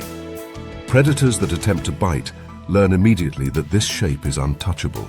The lionfish does not need camouflage or speed. Its warning is its beauty. For humans, this beauty becomes the trap. Snorkelers are conditioned to approach colorful fish slowly, assuming that bright patterns signal harmlessness or fragility. Cameras come close. Hands extend instinctively to stabilize against the reef or wreck. A fin brushes a wrist. A spine punctures skin. The lionfish does not strike. It does not chase. Contact alone is enough. The venom delivered by lionfish spines is not typically fatal, but it is severe. It causes intense localized pain that radiates outward, often accompanied by swelling, nausea, and dizziness. The venom affects nerve endings directly, creating a burning sensation that can persist for hours. In some cases, tissue damage develops around the wound, especially if fragments of spine remain embedded. Like other fish venoms, lionfish toxins are protein-based and respond to heat, which is why hot water immersion is standard first aid. The pain, however, arrives long before any treatment can begin. What makes lionfish particularly dangerous in snorkel zones is not just their venom, but their behavior. They tolerate proximity to an extent that feels unnatural for wild animals. A snorkeler can hover within arm's reach, photographing the same individual for minutes. This calmness erodes caution. The assumption grows that if the fish is not moving away, it must not feel threatened. In reality, the lionfish is simply confident. Its defensive field extends outward from its body, and anything that crosses it pays the price. Lionfish favor vertical structure. Reef walls, pilings, wrecks, and drop-offs provide three-dimensional space where they can hover with minimal effort, using subtle fin movements to hold position. These structures also concentrate prey, as small fish move along edges and seek shelter in cracks. Lionfish hunt by corralling prey with their expanded fins, herding fish into corners before striking with a rapid suction bite. This hunting strategy works best where escape routes are limited, making vertical reefs and wrecks ideal. The proximity of these habitats to shore is not coincidental. In many tropical regions, reef walls begin only a few meters from beaches, and shallow wrecks are deliberately sunk to create snorkel attractions. These sites receive constant human traffic, Yet lionfish persist and even thrive there. Their venom discourages harassment, and their lack of fear reduces energy expenditure. Over time, individuals become fixtures of specific spots, returning to the same overhang or beam day after day. In the Atlantic and Caribbean, this presence is magnified by invasion. Lionfish are not native to these waters. Introduced through the aquarium trade decades ago, they found an ecosystem unprepared for them. Native predators did not recognize lionfish as prey, deterred by their spines and unfamiliar shape. Without natural population controls, lionfish numbers exploded, spreading rapidly across reefs, seagrass beds, and shallow coastal structures. This invasion changed the dynamic of snorkel spots profoundly. Lionfish moved into shallower water than many native predators, occupying zones heavily used by humans. Juvenile lionfish settled among mangroves and nearshore reefs, while adults dominated walls and wrecks within easy swimming distance of land. In some areas, lionfish densities became so high that they visibly reduced populations of small reef fish, altering community structure and nutrient flow. The irony is sharp. Humans created the conditions for this invasion and then encounter its consequences directly. By removing large predatory fish through overfishing, especially groupers and snappers that might have learned to prey on lionfish, humans reduced the few checks that could have slowed their spread. The result is more lionfish in the shallows, closer to beaches, more frequently encountered by snorkelers who see them as curiosities rather than hazards. Ecologically, lionfish are efficient and relentless. They feed day and night, consuming juvenile fish that would otherwise replenish reef populations. Their stomachs stretch to accommodate large meals, and their growth rates are rapid. A single lionfish can dramatically reduce recruitment of reef fish in a small area. This effect cascades upward, impacting coral health as grazing fish decline and algae gain ground. The beauty admired by snorkelers masks an ecological disruption unfolding beneath the surface. From the lionfish's perspective, the snorkel spot is perfect. It offers structure, prey, and immunity from predation. Human presence does not threaten it. In fact, it may even help, as divers scare away potential competitors while leaving the lionfish untouched. The fish hovers calmly, fins extended, unchallenged and unhurried. The danger arises when humans misinterpret this calm as safety. A snorkeler adjusts position near a wall, kicks slightly to avoid drifting, and brushes against spines they assumed were soft fins. A guide points out a lionfish on a wreck, encouraging closer inspection, unaware that someone's hand rests inches from venom. These are not acts of recklessness, but a familiarity overriding respect. Lionfish do not belong to the category of animals that attack. They belong to a quieter category, one that relies on passive defense, so effective it removes the need for aggression. This makes them especially hazardous in recreational settings where threat is assumed to come from movement and pursuit rather than stillness and proximity. As snorkelers return to the surface, excited chatter follows, photos are reviewed. The encounter is remembered as beautiful, exotic and calm. Only later, if pain blooms unexpectedly, does the reality surface. The reef did not change. The lionfish did not behave unpredictably. The danger was always present, framed perfectly against coral and steel, waiting for curiosity to cross an invisible boundary. Lionfish are reminders that not all venom comes wrapped in menace. Sometimes it arrives adorned, suspended in sunlight, exactly where people are told the water is safest. The beach at dusk feels like a surrender. Heat drains from the sand, wind softens, and the water takes on a polished calm that invites bodies back into it one last time. The tide slides inward with barely a sound, carrying fine sediment and plankton toward shore. Shallow bays glow faintly, their surfaces smooth and reflective, giving the impression of emptiness and safety. Yet beneath that quiet surface, something almost invisible is arriving. It does not swim with urgency or announce its presence. It drifts, steered by currents that humans rarely notice, assembling a living minefield exactly where bare feet wade and ankles linger. Box jellyfish are not creatures of open drama. They do not hunt in deep water or lurk in shadows.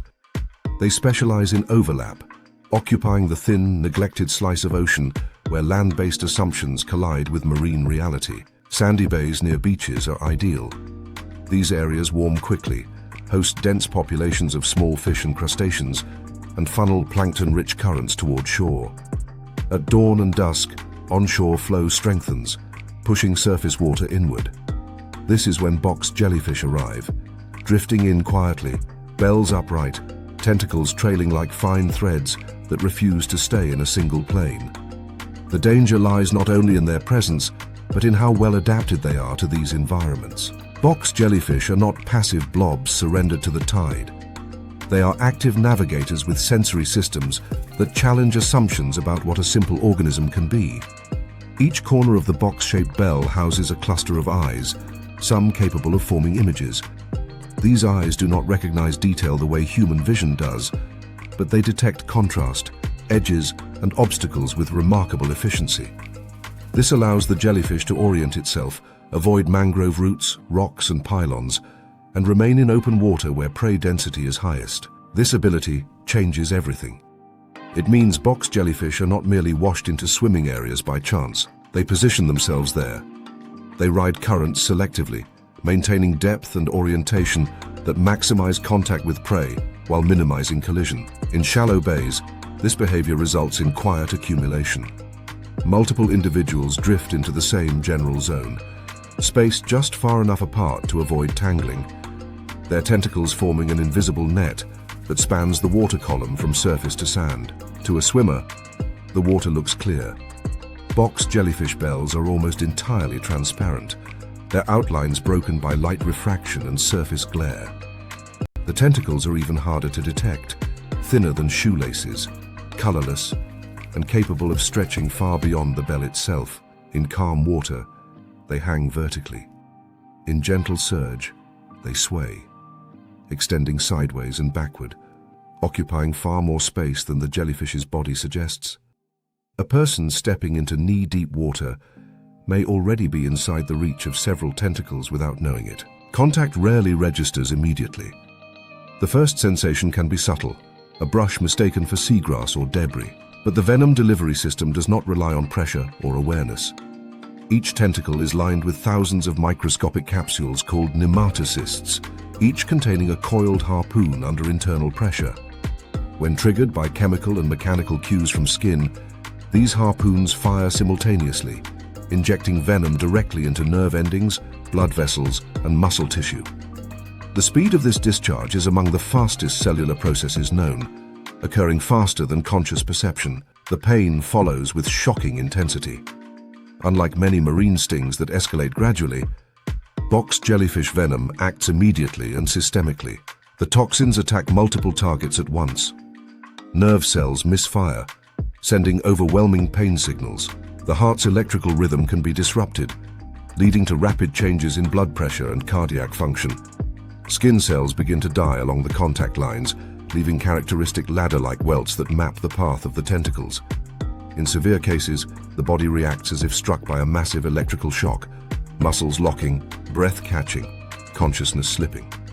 What makes this especially dangerous in shallow water is the speed of progression. Minutes matter.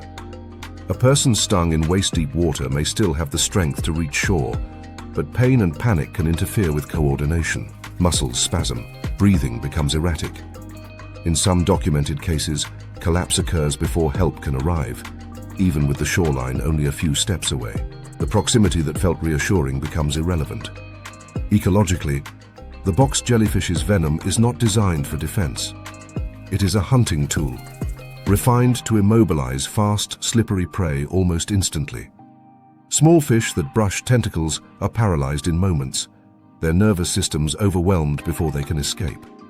The jellyfish then contracts its bell, drawing the prey upward toward the mouth located beneath the bell. Feeding occurs efficiently, with minimal movement, conserving energy in warm, nutrient-rich water. In this context, the human body is simply an oversized target, triggering a mechanism evolved for speed rather than discrimination. The timing of box jellyfish presence near beaches is not random. Dawn and dusk coincide with vertical migrations of plankton and small fish, which rise toward the surface under low light to feed. Onshore currents during these periods carry both prey and predators into the same shallow zones. Calm conditions reduce turbulence, allowing jellyfish to maintain orientation and spread their tentacles effectively. These are precisely the conditions that attract swimmers seeking quiet water and soft light. There is a cruel irony in how the box jellyfish avoids obstacles while remaining undetectable to humans. It can sense dark shapes like mangrove trunks or seawalls and adjust course, yet a human leg, pale against sand, does not register as an obstacle to avoid. Instead, it becomes part of the prey field. The jellyfish's eyes guide it away from collisions, not from opportunities. This selective perception is not malicious. It is simply the result of evolutionary tuning toward survival in cluttered coastal systems. The broader ecosystem reflects this role. Box jellyfish populations can influence fish behavior in shallow bays, discouraging prolonged use of certain areas during peak jellyfish seasons. Predators that feed on jellyfish, such as some turtles and fish, adjust their movements accordingly, tracking blooms and currents. Humans, lacking this embedded knowledge, often enter these zones at the worst possible times, unaware that they are intersecting with a highly active feeding window. Even after contact, the jellyfish continues drifting, unaffected by the damage it has caused. It does not pursue or retreat. Its bell pulses rhythmically, maintaining position as currents shift. The tentacles, having discharged thousands of nematocysts, still carry many more unfired capsules, remaining dangerous long after the initial sting. Detached tentacles retain the ability to sting as well, a fact that complicates rescue and first aid efforts in shallow water. The idea of a minefield is not metaphorical here. Like submerged explosives, box jellyfish are invisible, stationary relative to the observer, and triggered by contact rather than intent. They do not chase, but they do not need to. Their effectiveness lies in being exactly where movement concentrates. In water shallow enough to invite complacency and deep enough to conceal threat. As night falls fully, many swimmers leave the water, guided by fading light rather than awareness of risk. The jellyfish remain. Some drift back out with the tide. Others hold position, riding subtle currents that keep them near shore until conditions change. By morning, the water may look empty again, the danger past or merely shifted. The absence of warning signs reinforces the illusion that nothing was ever there. Box jellyfish do not haunt beaches in the way predators with teeth do. They do not inspire fear through shape or behavior. Their threat is quieter, rooted in transparency, patience, and biochemical precision. They remind us that not all danger announces itself, and that some of the most lethal animals on the planet operate at the boundary of perception, where clarity fades and assumptions take over. In shallow, sandy bays, the ocean does not need depth to be deadly. It needs only to be underestimated. The water over seagrass beds rarely feels dangerous. It is shallow enough to see the bottom clearly, warm enough to invite long swims, and quiet enough to lull movement into slow, careless rhythms. Coral heads rise gently from the sand, their edges softened by algae and thyme. Small fish flicker in and out of cover. The surface above is calm, broken only by the occasional ring where something breathes and disappears again. This is the realm of sea snakes, and it is precisely the kind of place humans mistake for harmless. Sea snakes do not announce themselves with speed or aggression. They slip through these environments with a deliberate grace, bodies flattened laterally to move efficiently through water, tails acting like subtle paddles rather than whips. Their heads are small, their movements unhurried. Many species spend hours weaving between coral bommies and seagrass blades, inspecting crevices with quiet focus. From a distance they look almost decorative, bands of black, grey or yellow drifting through sunlit shallows. It is this calmness that makes them so often underestimated. Unlike terrestrial snakes that ambush or flee rapidly, sea snakes live in a world that rewards efficiency and restraint. Oxygen is a limiting resource underwater, and every movement costs breath.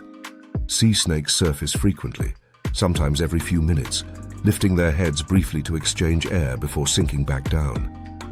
Their lungs extend almost the full length of their bodies, functioning not only for respiration, but also for buoyancy control. This adaptation allows them to hover effortlessly at precise depths, conserving energy while hunting. Their hunting grounds are narrow and intimate. Coral heads and seagrass beds are dense with life, but movement is constrained. Small fish shelter among blades and branches, believing the maze protects them. Sea snakes exploit this belief. They thread their bodies into spaces other predators cannot reach, probing with narrow heads and sensitive tongues that read chemical traces in the water. When prey is located, the strike is quick and controlled, followed by immediate release. Venom works internally, immobilizing the fish within moments. There is no prolonged struggle, no tearing or shaking. Efficiency governs every step. This same efficiency defines their temperament toward humans. Sea snakes are not territorial in the way some reef fish are, nor do they defend nests aggressively. They often approach divers and snorkelers with apparent curiosity, gliding close, inspecting reflective masks or camera housings before drifting away. To an observer, this behavior can feel almost friendly. In reality, it is neutral. The snake is sampling its environment, reading chemical and movement cues, deciding whether anything present fits into its narrow definition of relevance. Most of the time, humans do not. A floating body produces little vibration. A slow swimmer displaces water gently. As long as the snake's movement is not obstructed, it has no reason to react defensively. This is why the vast majority of sea snake encounters end without incident, even in shallow water, where contact seems possible. Calm water, slow motion, and mutual disinterest coexist without conflict. Bites occur when this balance is broken. A wading person steps backward and pins a snake against the sand. A fisher lifting a net traps a snake inside mesh. A curious hand grabs a banded body under the mistaken belief that it is harmless or slow. In these moments, the sea snake's options collapse. It cannot flee through solid ground or netting. Its primary defense becomes its only defense. The bite itself is often understated. Sea snakes have relatively small fangs compared to terrestrial vipers, and their bites may leave minimal visible marks. Pain at the site can be mild or even absent initially, contributing to dangerous delays in treatment. This subtlety is deceptive. The venom they deliver is among the most potent of any snake, evolved not for deterrence, but for rapid immobilization of prey underwater. Sea snake venom acts primarily on the neuromuscular system. Toxins interfere with the transmission of signals between nerves and muscles, preventing contraction. In prey fish, this results in immediate paralysis.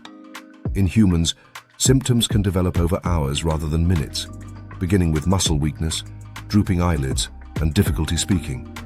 As the venom spreads, larger muscle groups are affected. Without intervention, respiratory muscles can fail, leading to suffocation despite clear airways. The contrast between the snake's demeanor and its venom creates a dangerous mismatch in perception. An animal that appears gentle is assumed to be harmless. A bite that does not hurt is assumed to be minor. In reality, sea snake venom does not need to cause pain to be effective. Its purpose is silence, not spectacle. Evolution shaped it to work efficiently in water, where prolonged struggle risks losing prey and oxygen. Sea snakes themselves pay a high price for mistakes.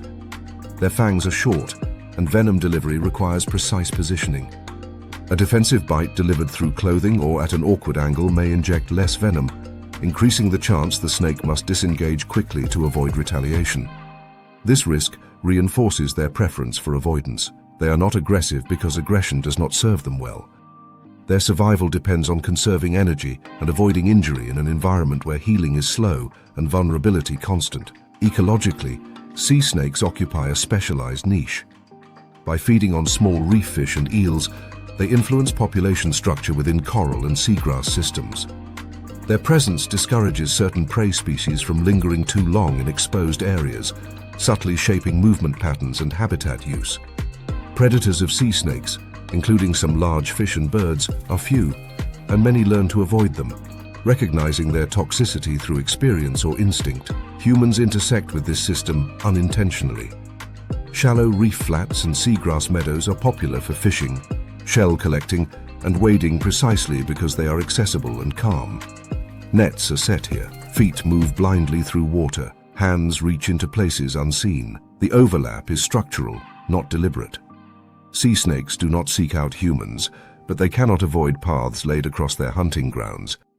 There is an irony in how often sea snakes are killed out of fear, compared to how rarely they pose danger when left alone. Their calmness is mistaken for weakness, their curiosity for threat. In reality, They represent one of the ocean's most restrained uses of lethal power. They carry venom capable of shutting down lungs, yet deploy it almost exclusively in defense or feeding, never in dominance or display. Understanding sea snakes requires adjusting expectations about what danger looks like. It is not always fast, loud, or obvious. Sometimes it drifts quietly through clear water, surfacing gently to breathe, disappearing again without disturbance.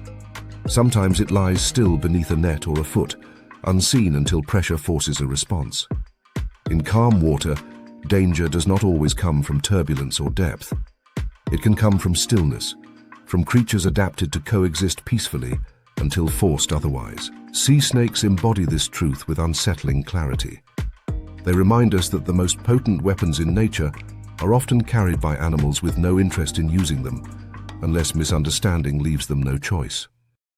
The lagoon looks calm because it is shallow, protected, and familiar. Water here warms quickly, sand settles, and wave energy fades into gentle movement that reassures swimmers they have left danger behind. Boats idle, children wade. Divers adjust masks and check gear with unhurried confidence. The shoreline feels close, controllable, almost domestic. Yet this illusion collapses the moment the camera's eye slows down and notices what is not moving. Near pilings darkened by algae, beside mooring lines crusted with barnacles, and along reef drop-offs that fall only a few body lengths into deeper blue, a long, narrow shape hangs in the water with absolute stillness. The barracuda does not patrol like a shark. It waits like a suspended weapon. A barracuda at rest is deceptive in a way few predators can match. Its body remains rigid, barely flexing as it holds position against the current. Pectoral fins make microscopic adjustments, just enough to counter drift. The tail does not sway. It aligns. From a distance, the fish resembles a floating log or a shadow cast by something else. This immobility is not relaxation. It is tension held in reserve. Every muscle fiber is primed, every joint aligned for release. The lagoon provides countless places to stage this posture, especially near human structures that break current and attract smaller fish. Piers, docks, and moorings act as artificial reefs, concentrating life in predictable ways. Algae and invertebrates colonize submerged surfaces, drawing grazing fish, which in turn attract predators. Barracuda learn these locations quickly. They position themselves where lines descend into the water, where boat hulls cast sharp shadows, and where reef edges create vertical relief. These are places where prey must pass, hesitate, or turn. The barracuda does not need to chase. It needs only to wait for alignment. What makes the barracuda uniquely dangerous in these settings is not size alone, but design. Its body is built for acceleration rather than endurance, a biological torpedo shaped by evolution to convert stored energy into instantaneous speed. The musculature along its flanks is dense and segmented, optimized for rapid contraction. The tail, deeply forked and rigid, delivers thrust with minimal lateral waste. When the strike comes, it is not gradual, it is a release. In clear water, the motion can be missed entirely, registered only as a flash and a pressure wave. Vision is the barracuda's primary targeting system, and it is exceptionally tuned to contrast and motion. Large eyes sit forward on the head, granting binocular overlap rare among fish. This allows precise depth judgment, critical when striking at high speed. The retina is packed with photoreceptors sensitive to sudden changes in brightness. In the lagoon, where sunlight reflects off sand, metal, and skin, this sensitivity becomes a liability for anything that flashes unpredictably.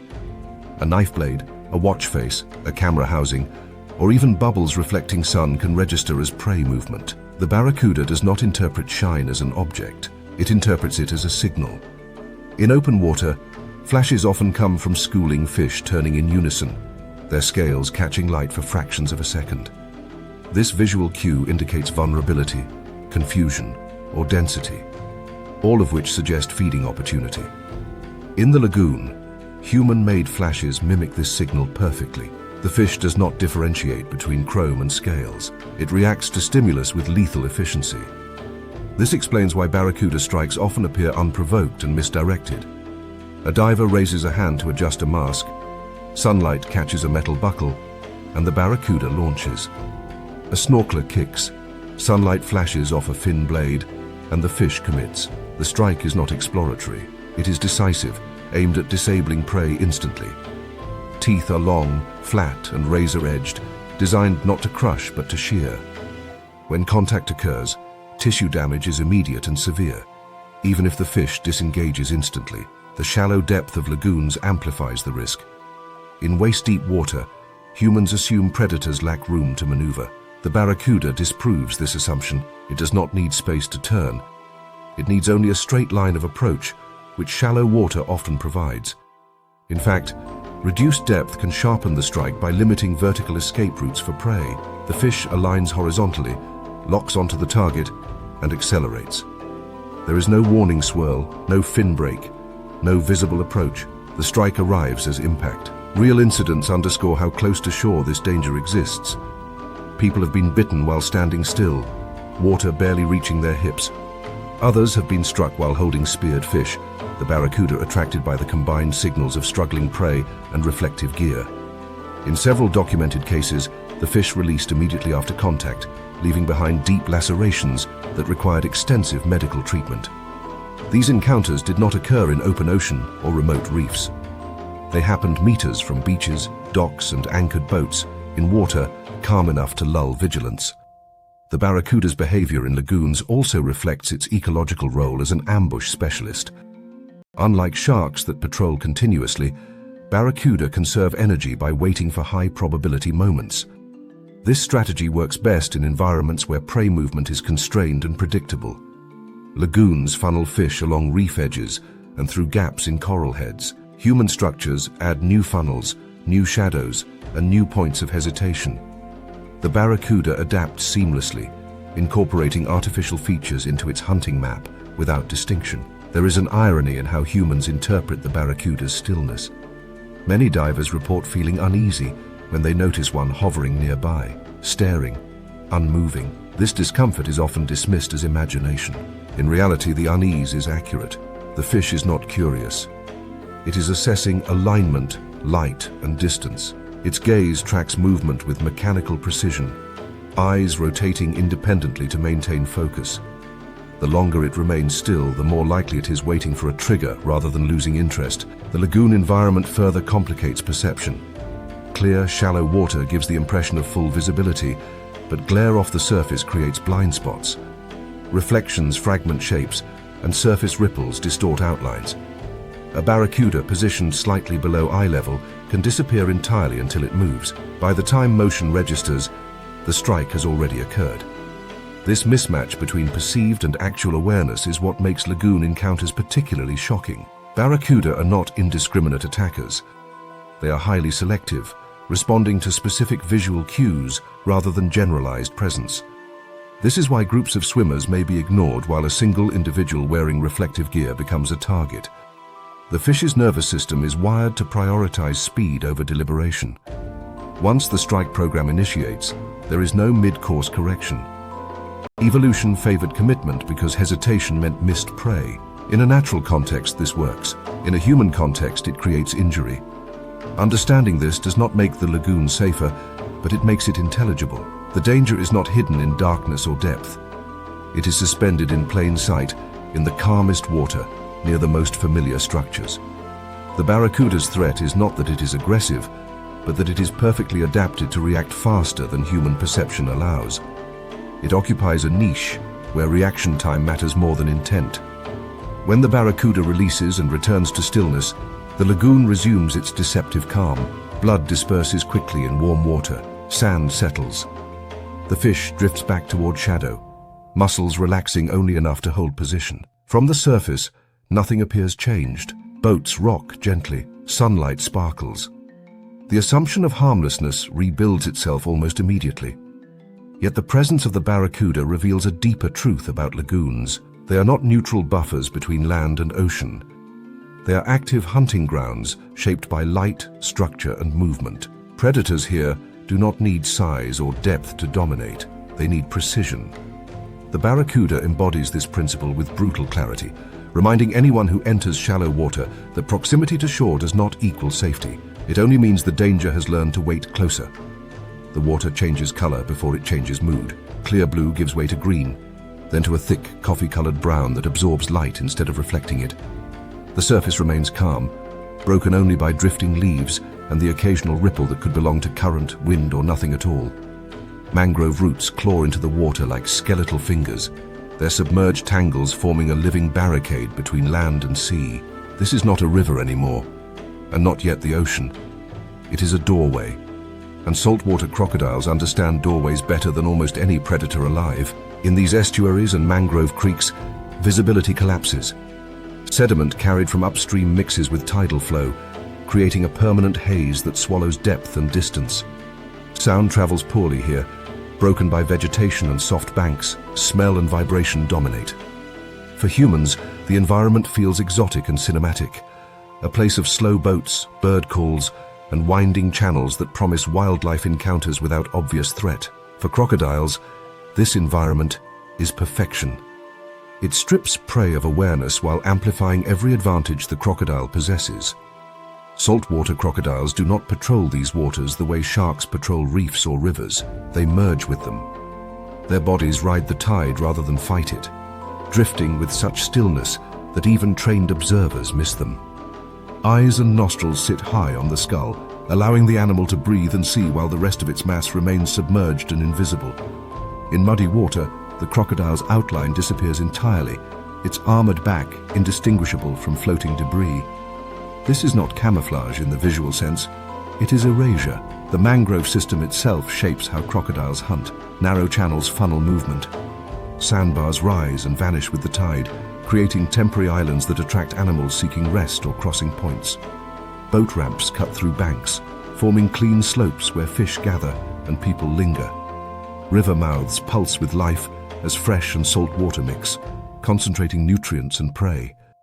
Every one of these features becomes a predictable stage for ambush. The crocodile does not need to roam widely.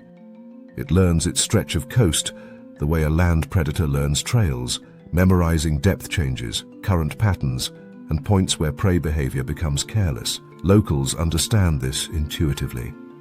Generations of observation teach which creeks to avoid, which crossings are dangerous, and which times of tide are unforgiving. Swimming is not just discouraged, it is unthinkable. Yet tourists, drawn by the promise of untouched nature, often misread the calm as safety. Mangroves look tranquil, estuaries feel sheltered. The absence of visible predators reinforces the illusion. What is missed is that the absence itself is the warning. Crocodiles exploit the boundary between fresh and salt water with unmatched efficiency.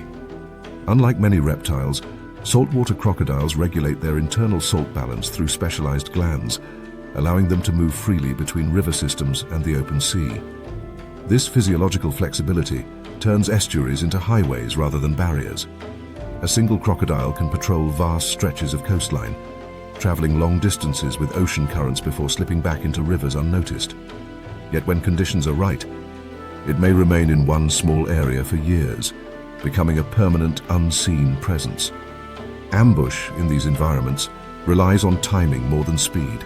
Crocodiles are capable of explosive acceleration, but they prefer certainty over chase. They position themselves downstream of likely approach routes, letting current carry scent and vibration toward them. The lateral line system along their bodies detects pressure changes caused by movement, even when visibility is near zero. A wading animal displaces water with every step. A swimmer kicks. A person washing near a bank sends rhythmic pulses through the creek. To the crocodile, these signals outline a target long before it is seen. Boat ramps are especially dangerous intersections of human habit and crocodile strategy. Fish scraps accumulate here, drawing smaller scavengers and the predators that follow them. The slope provides easy access between water and land. People step down, linger, turn their backs, focused on equipment or footing. The crocodile positions itself just off the edge, angled slightly, body aligned with the ramp. When movement enters the strike zone, the attack is vertical and sudden, driven by a tail powerful enough to launch the animal partially clear of the water. There is no pursuit. The distance is measured in body lengths, not meters. Sandbars function differently, but no less effectively. As tides drop, animals crossing estuaries funnel toward the shallowest points. Crocodiles wait on the downstream side, where water remains deep enough to conceal their bulk. The prey must commit to crossing, exposing itself during the slowest, most vulnerable phase of movement. The crocodile's strike ends the decision instantly. These patterns repeat day after day, reinforcing the crocodile's dominance over a specific stretch of habitat.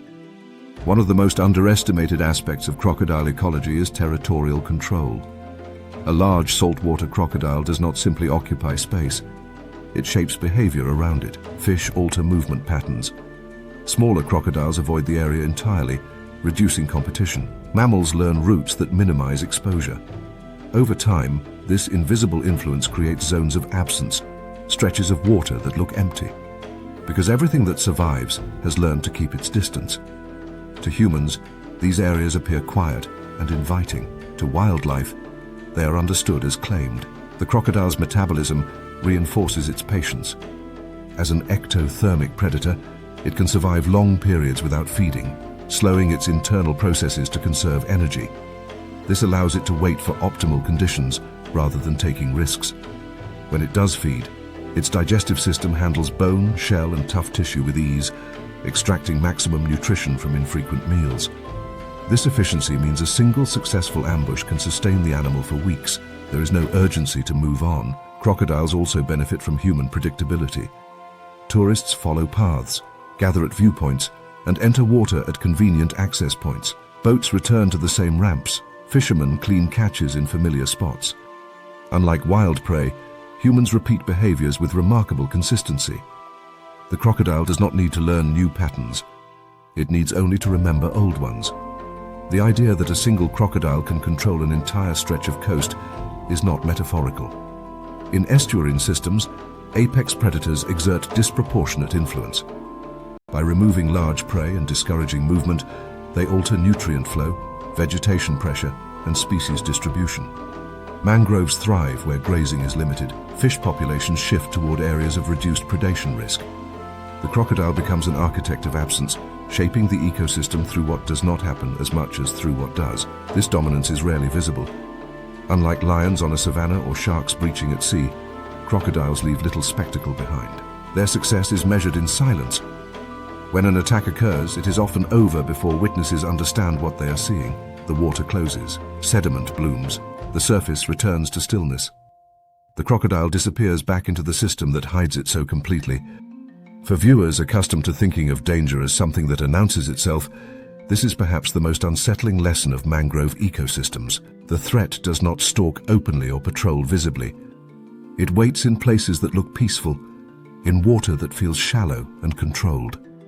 The doorway between river and sea is not guarded by warning signs or obvious predators. It is guarded by an animal that has survived mass extinctions by mastering patience, camouflage, and certainty. Mangrove creeks and estuaries are not failed oceans or unfinished rivers. They are complete systems with their own rules, and saltwater crocodiles sit at the top of those rules with absolute authority. To enter them without understanding is not bravery or adventure. It is ignorance stepping into a domain where silence itself is the warning. The sandbar edge is not a place of chaos or randomness. It is a border, a slow-moving seam where two worlds grind against each other every hour of every day. On one side lies open water, darker, colder, heavy with depth and distance. On the other is the shallows, sunlit and deceptively calm, where waves soften, turtles graze, rays bury themselves, and human feet assume safety far too early. This boundary is not marked on any map, yet it governs movement, energy, and risk with ruthless precision. It is here, along this invisible line, that tiger sharks patrol with the patience of something that has never needed to hurry. A tiger shark does not charge into shallow water like an ambush predator exploding from cover. It slides. Its body moves with a slow, deliberate rhythm, pectoral fins angled just enough to hold depth, tail sweeping side to side with minimal effort. This efficiency is not laziness. It is economy. Swimming costs energy, and along sandbars, prey comes to you. Green turtles migrate along these edges to reach feeding grounds, hauling their heavy shells through the water like moving fortresses. Stingrays fan across sandy flats, disturbing small fish and crustaceans. advertising their presence with every pulse of sediment. Seabirds dive clumsily and surface exhausted. And humans, perhaps the most predictable of all, paddle out in straight lines, linger at fixed depths, and return the same way they came. The sandbar edge concentrates traffic. The tiger shark simply waits where traffic bottlenecks. Visibility along these margins is rarely clear. Fine sand remains suspended by waves and tides, creating a permanent haze that softens outlines and erases detail. For humans, this murkiness triggers unease. For a tiger shark, it is perfect operating cover. Their sensory world does not rely on sharp vision. Instead, it is layered, redundant, and unforgiving. Electroreceptors embedded across the snout detect the faint electrical signals produced by muscle contractions and nerve impulses. A buried ray cannot hide its heartbeat. A swimming turtle broadcasts its effort with every stroke. Even a resting human, floating still, leaks electrical noise into the water. Long before a shark is visible, it already knows who is there and how they are moving. This is why so many encounters are never recognized as encounters at all. A snorkeler hovers above a reef edge, admiring fish, unaware that a tiger shark passed below moments earlier, maintaining distance, adjusting course, gathering information. From the human perspective, nothing happened. From the shark's perspective, the patrol was successful. Presence was assessed, risk was weighed, opportunity was noted or dismissed. The absence of drama does not indicate absence of predators. It indicates a system working exactly as designed. The tiger shark's reputation as a garbage collector of the sea is both accurate and deeply misunderstood.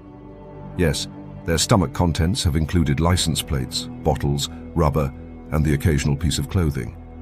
This is not because tiger sharks are indiscriminate idiots, but because their feeding strategy evolved for uncertainty. Along coastal boundaries, prey availability changes constantly. One tide brings turtles, another brings fish schools, another brings nothing at all. A predator that waits for a single prey type would starve. Tiger sharks evolved broad jaws, thick serrated teeth, and an expandable stomach capable of processing almost anything remotely caloric. Their digestive system is resilient, slow, and thorough, able to extract value from bone, cartilage, feathers, and fat alike. This adaptability pulls them toward human activity, not out of curiosity, but out of probability. Fishing docks, harbors, river mouths, and coastal resorts leak organic matter into the sea. Discarded fish remains, injured by catch, sewage outflows, and dead animals washed from land all enter coastal currents. Where food density increases, tiger sharks follow, not aggressively, not recklessly, but methodically. They patrol the same stretches repeatedly, memorizing currents, scent trails, and temperature gradients. Over time, individual sharks develop home ranges along specific sandbar systems, returning again and again to routes that consistently pay off. Temperature plays a silent role in shaping these patrols. Tiger sharks are ectothermic, their body temperature tied to the water around them, yet they are capable of behavioral thermoregulation. By moving between warmer shallows and cooler deep water, they control digestion speed, muscle performance, and endurance. After feeding, a tiger shark may linger in warmer water to accelerate digestion, then retreat slightly deeper to conserve energy. Sandbar edges offer both options within a short distance. Few environments provide such physiological flexibility with so little effort. Their movement along these edges often follows tidal cycles. Incoming tides flood the shallows, allowing prey species to move into newly accessible feeding areas. Outgoing tides funnel those same animals back through narrow corridors. Tiger sharks learn these rhythms with precision. They do not need to chase. They intercept. A turtle crossing from a grazing flat into deeper water becomes briefly exposed, its maneuverability reduced as depth changes. A ray leaving its buried position must swim openly before finding new cover. These moments are fleeting, but for a predator that measures time in generations, fleeting is enough. Human recreation overlays itself onto this system without altering it. Surfers paddle through the same corridors turtles use. Swimmers linger where rays feed. Snorkelers hover at depths that overlap with shark cruising paths. The overlap is structural, not intentional. Tiger sharks do not patrol beaches because humans are present. Humans enter beaches because they evolved as shallow, gentle margins that happen to also serve as ecological highways. The shark's presence predates wetsuits, surfboards, and sunscreen by millions of years. Most of the time, the shark chooses not to engage. Tiger sharks are large, powerful animals, but they are not reckless. An unfamiliar object that does not match known prey profiles demands caution. A surfboard silhouette may resemble a turtle from below, yet its rigidity, movement pattern, and electrical signature differ. Investigations are often slow, lateral passes rather than direct approaches. The shark circles, adjusts depth, and samples information. Many bites attributed to attacks are better understood as test interactions, exploratory contacts that provide sensory feedback. This does not make them harmless, but it reframes intent. The shark is not hunting humans. It is resolving uncertainty in an environment where mistakes are costly. The murkiness of sandbar water amplifies this uncertainty for both sides. A swimmer cannot see beyond a few body lengths. A shark cannot visually confirm details until close range. In such conditions, sensory systems other than vision dominate decision-making. Smell becomes critical. Tiger sharks possess one of the most sensitive olfactory systems among sharks, capable of detecting minute concentrations of organic compounds carried by currents. Blood is not the only trigger. Fish oils, decaying matter, and even stress-related chemicals released by injured animals contribute to a chemical landscape that sharks read with constant attention. Yet despite this arsenal of senses, tiger sharks remain conservative predators. Their size grants them options. They do not need to gamble on risky prey. A wounded fish, a careless turtle, or a floating carcass offers energy with minimal resistance. This is why many sharks pass humans without incident, unseen and unrecorded. The narrative of constant danger ignores the countless uneventful patrols that occur daily along sandbar edges worldwide. Ecologically, tiger sharks serve as regulators of these boundary zones. Their presence influences how prey species behave, where they feed, and how long they remain exposed. Turtles alter grazing patterns. Rays shift feeding times. Smaller predators avoid open sandbars when sharks are active. This cascade of behavioral changes shapes the physical environment itself. Grazing pressure affects seagrass health. Ray feeding disturbs sediment, altering nutrient distribution. The shark's patrol, invisible to most observers, quietly engineers balance. When humans remove tiger sharks through overfishing or culling, the consequences ripple outward. Turtle populations may overgraze seagrass beds. Ray populations may explode, reducing shellfish and altering sediment structure. What appears as safety at the shoreline often masks long-term ecological instability. The shark is not an intruder in this system. It is one of its load-bearing components. Understanding tiger sharks as patrol predators, rather than roaming threats, changes how we interpret their behavior along sandbars. They are not drawn by malice or curiosity, but by structure, opportunity, and energy efficiency. The same invisible lines that guide turtles, fish, and humans guide them as well. When a swimmer feels unease in shallow, murky water, that sensation is not paranoia. It is intuition brushing against an ancient truth. These edges have always belonged to predators that understand boundaries better than we ever will. The tiger shark continues its slow circuit, fins slicing just below the surface, unseen, unannounced. It does not need spectacle. It does not need speed. It owns the corridor simply by knowing it better than anything else that passes through. The surf zone is often described as the edge of safety, the place where deep water gives up and land begins to assert control.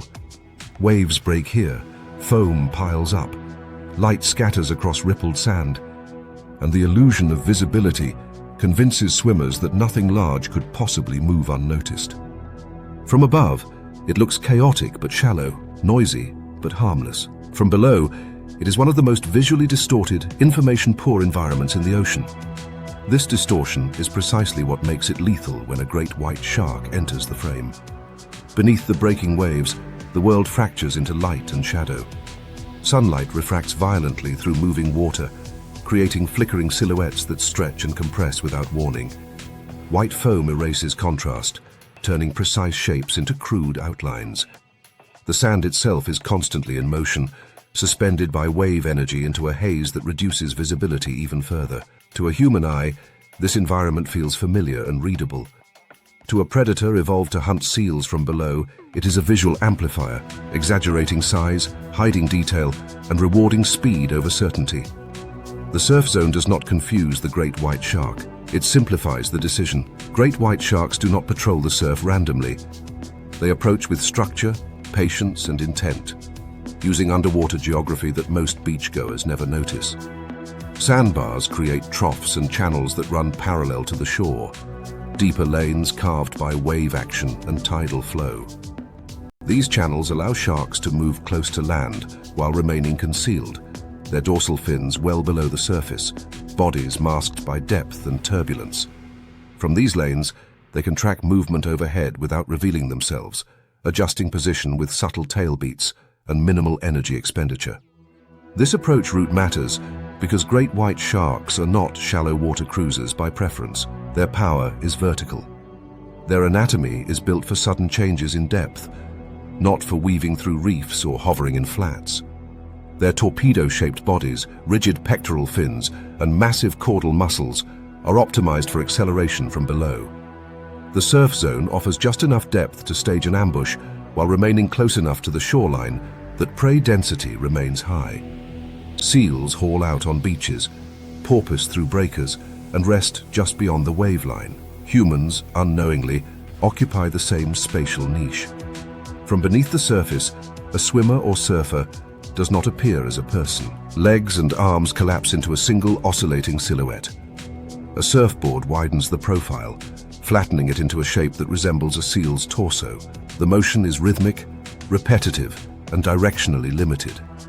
To a great white shark relying on contrast and outline rather than detail, this checks multiple boxes associated with prey. Crucially, the surf zone's glare prevents fine discrimination. The shark does not see facial features, fingers, or equipment. It sees mass, movement, and vulnerability. The myth that great white sharks attack only offshore persists because of surface perception.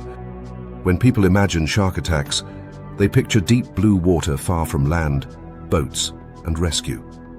In reality, a significant number of great white encounters occur shockingly close to shore, sometimes within a few body lengths of dry sand. This proximity feels counterintuitive to humans, but aligns perfectly with seal behavior. Many pinniped species feed, rest, and transit through nearshore waters, using waves as cover from their own predators. The shark follows not the depth, but the prey. The attack sequence itself is a demonstration of biological engineering, refined over millions of years. A great white shark does not sprint constantly. It conserves energy, maintaining a slow cruising speed while monitoring targets above. When the moment arrives, it angles upward from depth, compressing its body into a powerful curve. The tail delivers a burst of thrust that can propel the shark upward at astonishing speed. This acceleration is not merely fast, it is explosive, converting stored muscular energy into a single decisive strike. As the shark ascends, it benefits from physics as much as biology.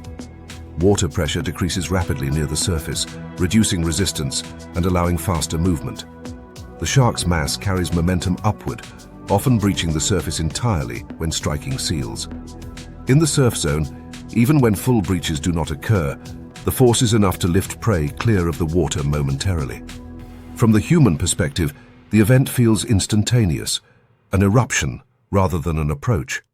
From the shark's perspective, it is the final step of a carefully staged ascent. Low visibility plays a critical role in both the success and the ambiguity of these encounters. In clear water, great white sharks often abort attacks at the last moment, peeling away when visual information improves and the target no longer matches prey criteria.